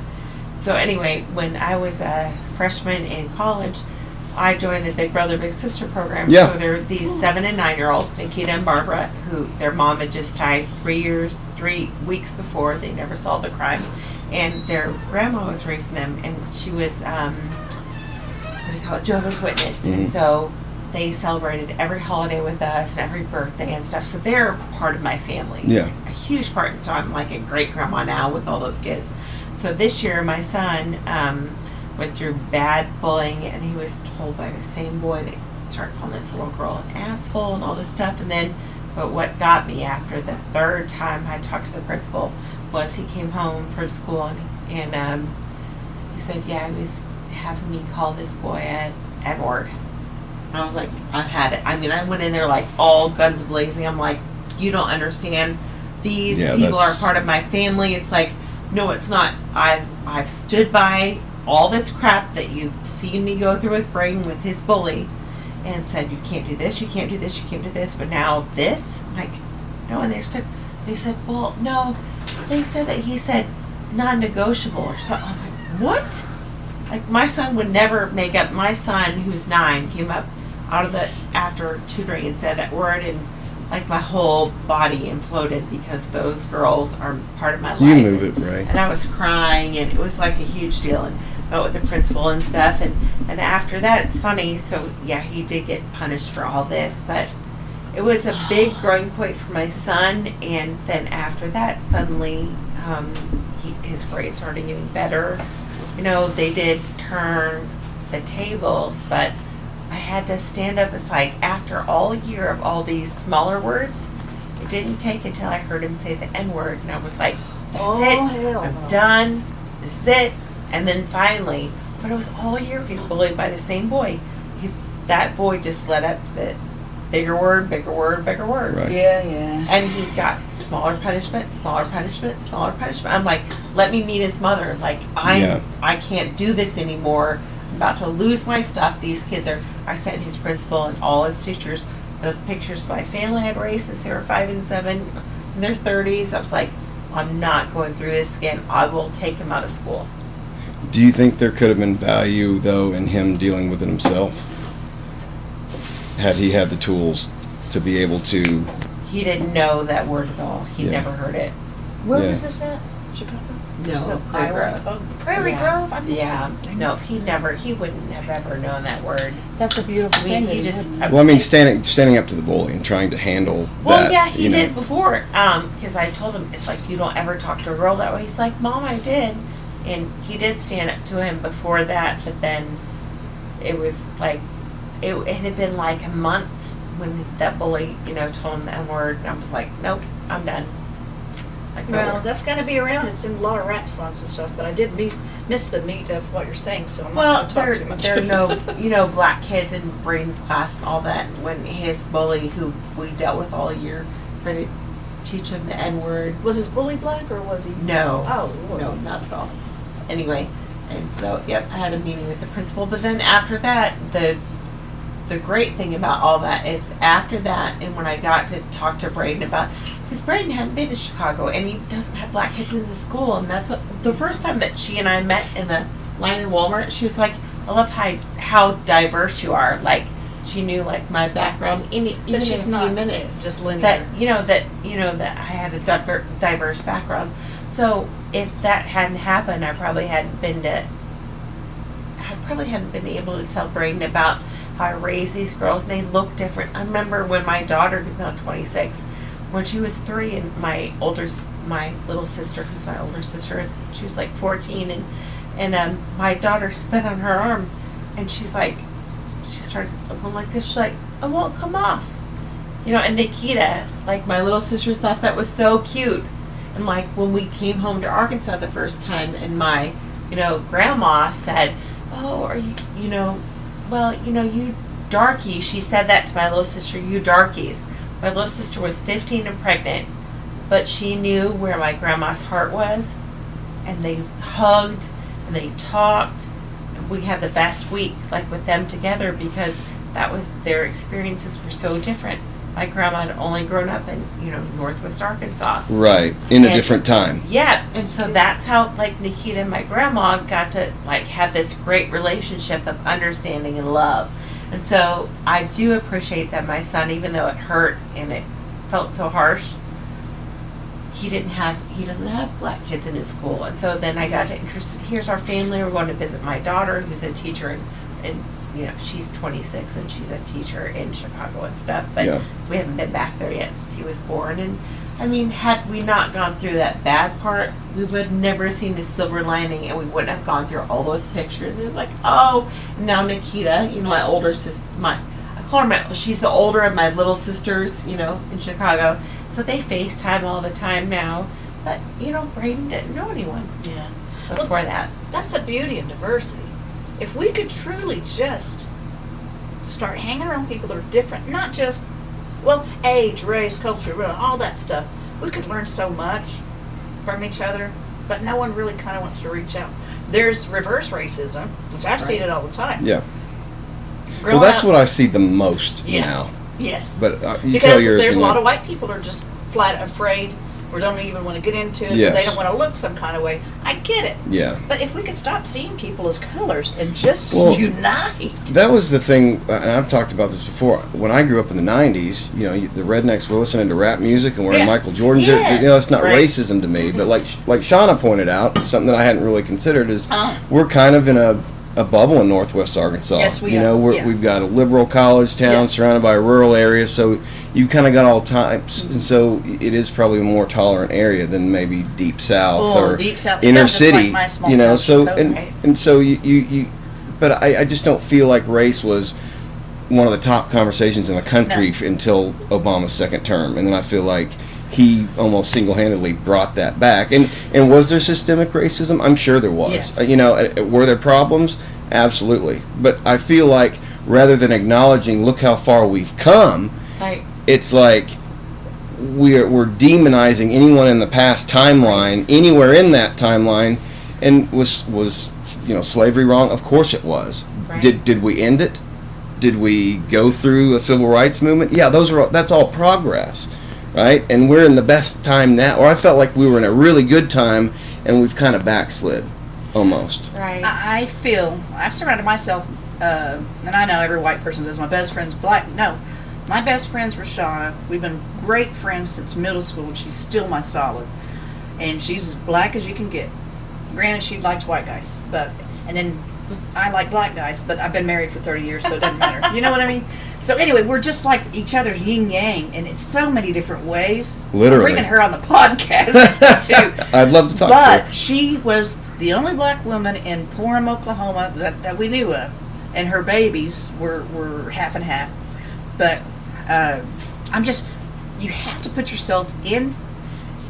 They're so used to seeing looks, but it depends on which area that they live in. If they live amongst other people of their color, no big deal. But it's really hard. I give more respect to those who are different, whether it's just their color or whatever, whether it's a new kid in school, whatever. But I do really respect the fact that it is just a given that she has to go through that town and be the odd one out all the time. But in today's day and age, a lot of people go way out of their way for people that are different than them, which is great. But I think what's hurt it, not necessarily Obama. Obama has brought a lot of stuff to light. In my opinion, we can also differ. I felt Obama gave a lot of black people the courage and the warmth to try to have us be a little bit more mixed up together and get to know each other. Okay. But what I think in every scenario, whether it's the LGBT whatever community on top of the black community, on top of anything that's different, it's the extremists on both sides that mess it up for 100%. Yeah. because we all meet in the middle. Yeah. It's the extremists. The on vast opposite majority of side. Americans are. But again, we go back to that two-party system. Yes. You feel like you got to pick a tribe. Well, and I felt like I had to for a long time. until I said, fuck them both. Like, they're both, We're- neither side has my interest at heart. Yes. You know, because the way I see it is a politician gets money from donors who seek to control that person. So that person uses people to get elected. And then once they're elected, screw the people. What do I need to do for you? Because you bought me. You Yes. paid for me. Yes. And the higher up you get, the worse it gets, you know. And they have shit on you that We're they'll owing it expose. for- I mean, yeah. you're compromised. They'll find out anything about you. That's why I think that good, honest, real Americans just can't make it in that environment because it's such a cesspit. It's of snakes and liars. And I mean, I don't know if y'all have seen House of Cards. I want to, but I haven't. It I think even Clinton said it was the most realistic show, you know, comparatively to what Washington is. And if that's true, if even half of what's true in that show goes on, which you know it does, Yeah. it's disgusting. Right. You know, and so what we really need are good, honest, hardworking people to do those jobs. They can't but it's get- like the leader thing. It's like the best king is the one who doesn't want to be king, Yes. right? But Right. the egocentrist narcissists who run for president, you know, are those. But then again, do you need somebody like that to stand up against China and Russia? You know, do you need a crazy person up? You know, I don't know. Yeah. But I think people get so focused on the interior and how likable is our president versus That's true. There's what are they in a world stage? Because Okay. we are not. Right. The rest of the world is not America, and That's we are true. we are an enemy to a lot of these countries who are trying to destroy us. So maybe that is a good thing. I don't know.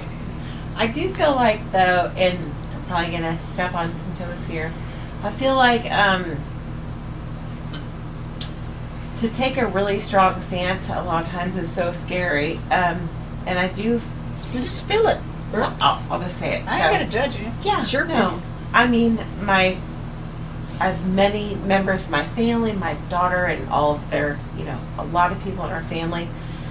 So, when it comes to, it feels like, you know, the Republicans versus Democrats, it's usually like the stance on gay and straight and the stance on abortion. And I mean, I was raped at gunpoint at, 19, gave up those boys and all that. So I've been through all that, I understand that part. And the part about gay versus straight, I've had a lot of firsthand experiences with family members, my daughter's friends, my friends. And in most cases, there has been somebody in their life that maybe could have failed them. I'm not saying that they weren't born for certain tendencies at birth, but it's always been like there was something that could have been done better. So when I think about like the gay versus straight and pride and all that stuff, one thing that I do wish is that we had more counseling for our kids, because when our kids have to check a certain box with do they, them, he, she, for my son, who is going to be in 4th grade, it's like, okay, I don't want to do that, but what counseling do you offer? Can you say if my son or daughter is confused, can you maybe offer some counseling versus me having to put them in a box? I hate that, because our boxes are they're based on what we've all been through in our life experiences. A lot of things can change our life and some things won't change. But we shouldn't be able to pigeonhole our kids from that very young age into he, she, they, them without any counseling available. And that kills me. It's like, why doesn't some of our legislature with all these issues go towards counseling before we have to say they, them, he, she? And that kills me, because I do believe that God, can move and can do anything, but I also believe that we're all somewhat a product of our environment. Yes. And like my sin is not any different from your sin. Yes. And Yes. it's not like I'm not above you or About a down sword you fight versus there. on anything. Yeah, absolutely. But that's the one thing that I've been thinking through all this legislature is why in the world don't we have any counseling before we have to put our kids in a he, she, they, them They're too environment? young. A lot of them are too Yes, young to even have but a conversation. in 4th grade. But why don't we have a counseling slot for them before we have to say we are That's putting true. them in that certain slot? Good question, Brad. What's the answer, Ray? I was just going to throw it your way. I feel that there's a time and place for everything. And Right. when my kid came to me, kids should be kids as long as they can Yeah. be kids. Agreed. Exactly. You shouldn't be identifying with who you'd want to have sex with in the future, or Right. who do you know what I mean? Not at this time. Most of us don't even know until we're hopefully a lot older. I know. But I just think there's too much information with that. But as a substitute, there are definitely furries out there now. That is a thing. Yeah. And there's a lot of information in this day and age. So we're going to have to figure out how to bridge the gap between so much information and so many other kids that are exposed to so many more things Right. way beyond our kids. Right. And not that it's good or bad being exposures, but it's just too much information. Yeah. I want them to simplify it and Yes. let our kids just be kids. Exactly. And don't identify as Right. anything yet. Why do we have to do that Just, now? I'm a good person. I want to identify as a Yeah. good person. Right, exactly. I want to identify as a dumbass. Yeah, not in You know? fourth grade. Just do something. Not in fourth grade. I had to put that down. My kid was asking me You, stuff she, about they, that. them. I'm like, you're in fourth grade. That's not even Right, fair. I don't even think. They're Why still eating their boogers at this but age. why are towns trying to vote on being dry or wet when our kids don't even have a voice between, like, Well, here's the deal. Here. We're also, I keep throwing this out, girl, but we're not linear. Meaning, doesn't mean you have to hurry up and figure out if you're gay when you're 8 years old. right? Exactly. Be just dimension. Be Yeah. whoever you want. Be Yeah, it- but no question should be asked at that age. Yeah. More You counseling shouldn't be in a should box. offered. Whether it's the box that I'm familiar with or somebody Right. else's box, but Right. you shouldn't be in a box. More counseling available. Yeah, sure.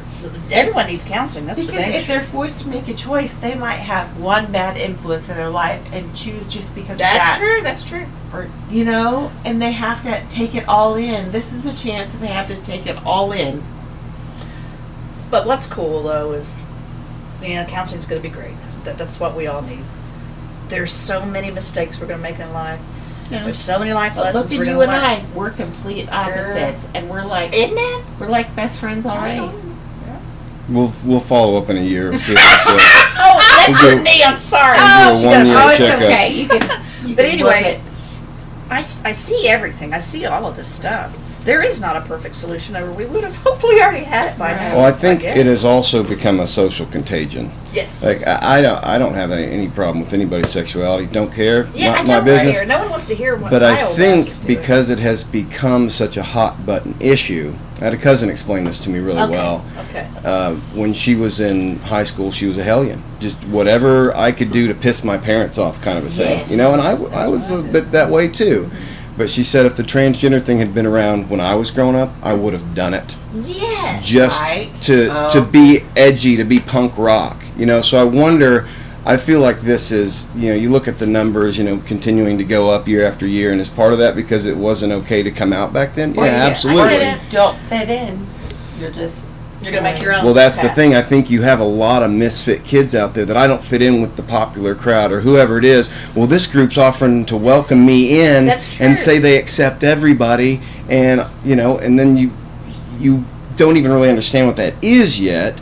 I think my biggest concern with all of it is allowing procedures that I don't like that. cause before. you to be sterile for the rest of your life before you're 18 Exactly. My brain's not formed until you're 25. Yes. And I also No. think a lot of this got started with a lot of probably rich Hollywood elite type Yeah. people who were virtue signaling and putting their kids, like a lot of parents I think pushed that on and their had the kids finances to do so. to raise the hand and say I have a gay daughter, or I have, it's like to get their own virtue out there. They're manipulating these kids, and I'm not saying everybody. I'm saying it's probably a small fraction of people, but it does happen. Wow. So those are the two main things for me. I grew Extremists. 6 inches my junior of high school. Like my mom took me here. I'm not shy. To this Japanese gynecologist, and she was like, "Have you ever had sex?" I was my ex-husband since I was 13. No. She popped my cherry, made me cry. Oh my Lord, yep, for a really? week. Yep, I was 16 and a half. I didn't know that was true. Yep. So when I was 17, I grew 7 inches taller. What? Yep. Yep. I was 5'2". Well, Talking now about I'm growing 5'11". pains. No, Yeah. no. Hold Yep, on, pause. yep. Are you saying because your your cherry got popped that you grew taller? Well, I don't know. No, it probably, no, it does. Like, but it once could you be a get- massive coincidence. No, it stimulates. What? You know, your feminine, like, changes. I was going through puberty. I So, didn't yep, I grew, you know, like 9 inches in a year. I went from like 5'2" to 5'11", graduated, the tallest girl in my class. But I'm just saying, my junior year, I grew up so fast. Can you imagine? It's like, I already had boobs, but I didn't have them that big. But my parents have been able to make that decision for me. And then my body just totally changed itself. So they did this intentionally. Huh? They took you there intentionally to have My that mom took done. me To there put you on birth control or something? Well, she was just making sure that she thought it was weird that I was taller, but I had boobs, but I still didn't have my period. I was 17. Oh! Yeah. So No. I thought this all happened when you was 13 or something. No, Okay. 17. Japanese women. Yeah, that's why it's funny. I have really bad jokes to do with that Oh, no, situation. no. But anyway. We're all about some jokes on Well, this no, I podcast. said she smelled like cherries because she was a small, like, Japanese woman. So when I went to Vegas the first 2 times with my girlfriends, all I do is play the wild cherry machines. Oh, my BCM. God. I won $5 grand and I won $10 grand. Girl, I want to go Yep, with you somewhere. Yep, I did.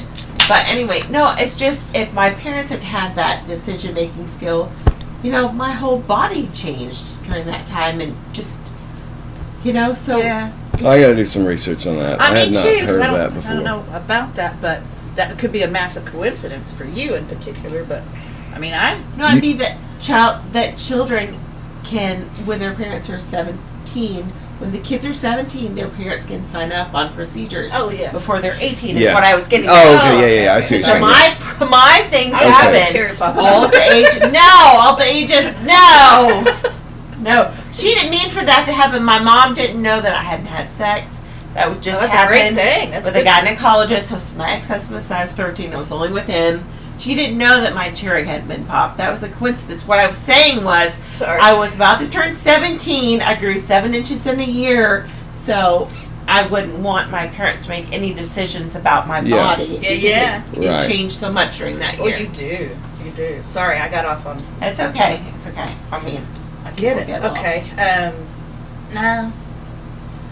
I just think there's just information overload right now, and I think that simplicity would probably be the best answer, and less might be the best answer at times when it comes to children.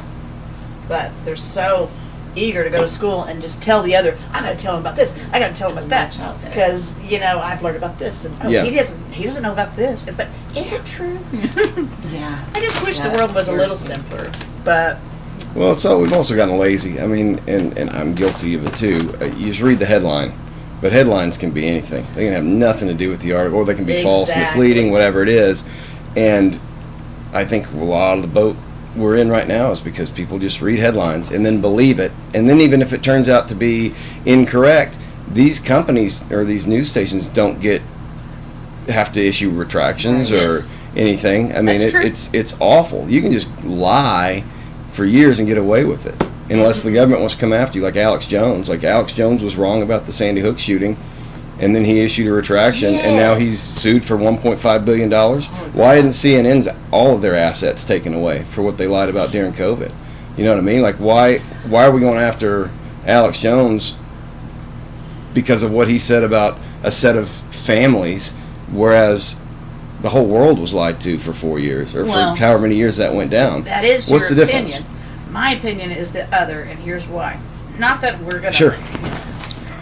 Yes, I don't think that they had to mandatorily force someone to get, vaccinations or what have you. But I don't see what's wrong with people wearing masks just to be safe, to err on being safe. I would rather err for safety than for any other thing. But I think with the more education that they try to do, I did know a lot of people that passed away due to COVID, or a lot of people's going to break it down saying it was what did they call it, premature, or people who had previous issues before, Pre-existing conditions. Pre-existing conditions. I couldn't even remember that. But sure, I've got asthma, but if I got exposed to COVID, I could probably die. They're going to say it's due to pre-existing conditions, but no, I could live for the rest of my life and never die of asthma. That was my thought. Right. Was it's okay to be safe. I wanted us to be My more joined as problem a was community. that they forced small businesses to shut their That's doors. what I didn't like. Okay, why didn't we have? They have the freedom to open their doors I and let agree. people choose. I agree. That's my only. Well, I have a problem with the lies, Uh-huh. right? Like, so it was obviously from a lab, Yeah. right? There was a virology laboratory in the town where this escapes from, and you couldn't say that, or you got banned off social media. Is it from China? Because I didn't do my homework on this, but I'm Yes. asking. Yes, and it's Some now. people claimed it came from those, those markets where The wet markets. Yeah. The wet No, markets. it came from a lab in Wuhan, and it was funded by Why couldn't they hold them accountable for that? because we were paying for it. The United States government was paying for it. That's why. Why would they want to? Tell me, Brad. Because they were doing gain of function research, which basically you're taking an existing virus and you're you're making it more powerful. To benefit the rich getting richer off of Pfizer and Walmart making more money. I don't know what the motivations are. I would assume weaponization. Well, it's like I mean- small. Imagine Well, I'm learning. If you have a- Imagine it as like a 0.10% nuclear bomb. It's they're testing it to testing it to testing it on different markets on different people. If you want to buy a weapon and you want to increase its transmissibility, whatever that's called, But hurt everyone globally, though. I don't know that it was. I believe Well, so did the probably nuclear that bomb it was testing. released intentionally to get Trump out. That might not be Whoa. true. I can't prove that, but it was really convenient timing Right, to be in China the last year of his factories presidency, and going stuff. into an Right. election year. That's one But way. that's one thing or another. But ultimately, if I had one thing to say that Okay. pisses me off, why were all the big box people allowed to stay open, but the small businesses couldn't? I agree. That was bullshit. Uh-huh. And then you talk about mandating a vaccine. The mandates, if because they said safe and effective. Well, you can't know it's safe because it's brand new. It Right. takes like 10 years to get a vaccine, and they didn't even test it for efficacy. Right. So at least as far as transmissibility goes, it never protected you from getting it. Okay. It just lessened the symptoms basically. So, but that's not how they advertise it. You look at Rachel Maddow talking about if you get this, then the vaccine, then you cannot catch COVID. That was the narrative. Yeah. Okay, so then if that's true, then if you get the vaccine, it doesn't matter if I get it because you're already protected, right? So just logically, from the get-go, it didn't make any sense. Yep. They've even admitted now that the 6-foot distance rule was they just picked a number. There's no science in that. Well, okay. Gosh, there's so many flipping layers here. And I know ignorance is bliss. I want to just believe, blah, blah, blah, and go to bed at night, right? Sure. But unfortunately, the more layers you dig, it's crazy. But I really thought it was so frustrating seeing that only the big companies were open. These mom and pop shops that could still provide the same services that are necessities for everyone throughout this situation had to still be shut down. I think that was a bullshit call. Well, That's right, for sure. because That's for sure. because what happens when They those killed their well, they lost their businesses. Yes. How many restaurant owners or small shop owners, Yes. hairstylists, whatever you want to call it, lost their businesses because of these government policies, right? And where does that money go? straight to the yes. It's It goes the magnet. upward. It's So the top 1%. so then you ask me, is there motivation to do this intentionally? yeah. 100%. Yes, I and see these are that. the most evil people on the planet. Why would they not? Yeah, that's true. You know, Okay. I never, if somebody wanted to wear a mask, that's fine. I don't care. You know, the mask thing was what it was, but it was the mandates and the closing the businesses down that infuriated me. I mean, we started a revolution over, taxes. Yeah, that's true. And we just all walked right into the slaughter pen like sheep during COVID. Even people who knew, with the vaccine mandate, I feel like there were so many cowards that got it against they didn't want to get it, but because of the social pressure. Wasn't even, I get it. If you have to, if your job's mandating, for example, I also think that was bullshit. Companies mandating their employees get it.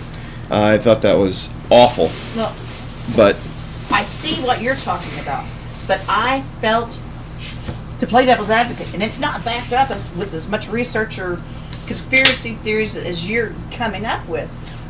I felt safe that there was a plan. I wanted to be one of those sheep. I wanted to put a mask on. I wanted to make sure that, okay, polio, for example. No one had time to understand that either, Yeah. the vaccine. But it saved a lot of lives, and I would rather gamble and take that risk and take that vaccine, and I'm a rule follower. But from the get-go, it was the common cold. Oh, yeah. But That's so from Right. day one, it's like, well, I don't get a flu vaccine anyway. Right, yeah. I'm not going to get one for the cold. I Yeah. mean, a coronavirus is the common cold. It's just not called COVID-19. the stakes were so huge from the first, before it mutated and what have you. And that fear propaganda did work on me. It did. Of course. It worked damn good. But I was also blessed. It could have been could have had nothing to do with my vaccine or my coverage or this or that. Right. But I've known so many more people that has passed away that would have not without, I'm not saying it's without vaccination. Just knowing the end game was so mega. Right. The loss was so huge, a life. And so I would rather err on safety. But that should be your choice. That's true. That's like ultimately, That's I am true. for freedom. Okay. If a Yeah. business wants to Yeah. stay open, Yeah. if the customers don't want to go there, then they don't have to. But they should be able to have their doors open. And if people want the freedom to go to that That's store, true. they should have it. Yeah, if that I is want true. to say, hey, if you're protected already, and I don't want to get this vaccine because it's new and untested, and it's not even a vaccine. Let's be honest. Right. They changed the definite vaccine yeah. to meet Right. this. Like no one It does is. it It's anymore. gene therapy. Right. Right? So it's not. That's another Right. kind of misnomer, but to me, it's just err on the side of freedom. Right. And, Oh, and thank if you. you wanted to have the vaccine, then you go right ahead and get it. Right. If it makes you feel good. Yeah. I The fact legitimately. that it was mandatory, right? Yes, those are my two big problems, Understand both of your Yeah, points and the of view. censorship. But yeah, Understand both of your points of view. I completely do. I will say that, like, after I had the 2 forms of cancer years ago, and within 2 years, 21 times I had pneumonia. My lungs were very weakened. So there was a couple of guys during the beginning of COVID that said, all we need is an immune therapy system for our lungs, like an inhaler and stuff. Right. Steroid injection for our lungs. And I've been getting these, for years. And when my family members who didn't want to get that, I'm listening, sorry. all that, my uncle, who wouldn't accept any sort of shot or take anything, he never doesn't even wear sunscreen. So I gave him my it was my lung therapy. It's a steroid injection that I could take once a day, and it was just for kids that also might have problems with their lungs. If the government had maybe just issued those, they had said that it would have saved millions. So my uncle, one uncle almost died, the other uncle took my shot. There's so many things that the government had to offer, but they were so weak in not doing it. but they couldn't offer that. But yeah, Because well, in order to get an emergency authorization for a vaccine, which is what they did, you have to prove that there are no other available treatments. That's why they demonized hydroxychloroquine, ivermectin, anything that worked was Sorry, demonized. Trump Yeah. should have told people to drink bleach. yeah. He didn't. No, but this was it was He called. suggested it. It was No, he didn't. Aspenex. You want me to pull it up? was- What did he say exactly? I saw it with my own eyes. He was making a comment. Oh, sorry, Cooper. That's Go okay. back. No, No, it's we'll come called, back to that. No, it's Aspenex and Look it up. albuterol, which are normal, normal inhalers for people with any lung problems. So if they, and I hate it. This one, I'm not saying maybe they couldn't. Saying if they could have, it would have just saved so many people so many problems, because the main problems were in the lungs Yeah. and the breathing. And albuterol, if they could have given that to everyone that just started out with a shot, and then maybe if then climax to albuterol would have saved just our nation Sure. so much, because mainly all of it started in the lungs. And that's the heartbreaking part, is how many people could have been saved if we could have administered the lung medication before any of that. Yeah, That does really hurt. I get that. Did you find it? I'm gonna have to revisit. Here's the deal. My husband's here. We can wrap. We've been going a You couple think- hours. okay. We'll wrap. But I wanted to circle back to that, because if I'm wrong, I'll totally say I'm wrong. But I saw something with my own eyeballs, but we're not going to say it too Well, much it could have been clipped out of context. Okay, I'll take that. Because I watched the entire press conference. Listen, I just remember seeing that But suggestion. we'll, if you're watching it, drop it in the comments. Drop Okay. a link to the video in the comments, and I we'll, could be we'll wrong. watch it. If I'm wrong, I'll apologize. I haven't researched as much as Brad, but if it's what I'm thinking, I it just was remember that. taken out of I need to context. sign up. Well, ladies, thank you for coming. Ray, thank you Yeah. for doing this. I enjoyed it. Thank you so much. You're a great guest. Both you ladies were. Thank Thank you. you very much. Couch koozies. Hit up Jason Stillwell if you want one of these. He'll send Do them it. to you. We love you Like, guys. subscribe, all that stuff. But thanks for listening. Appreciate it. That was good.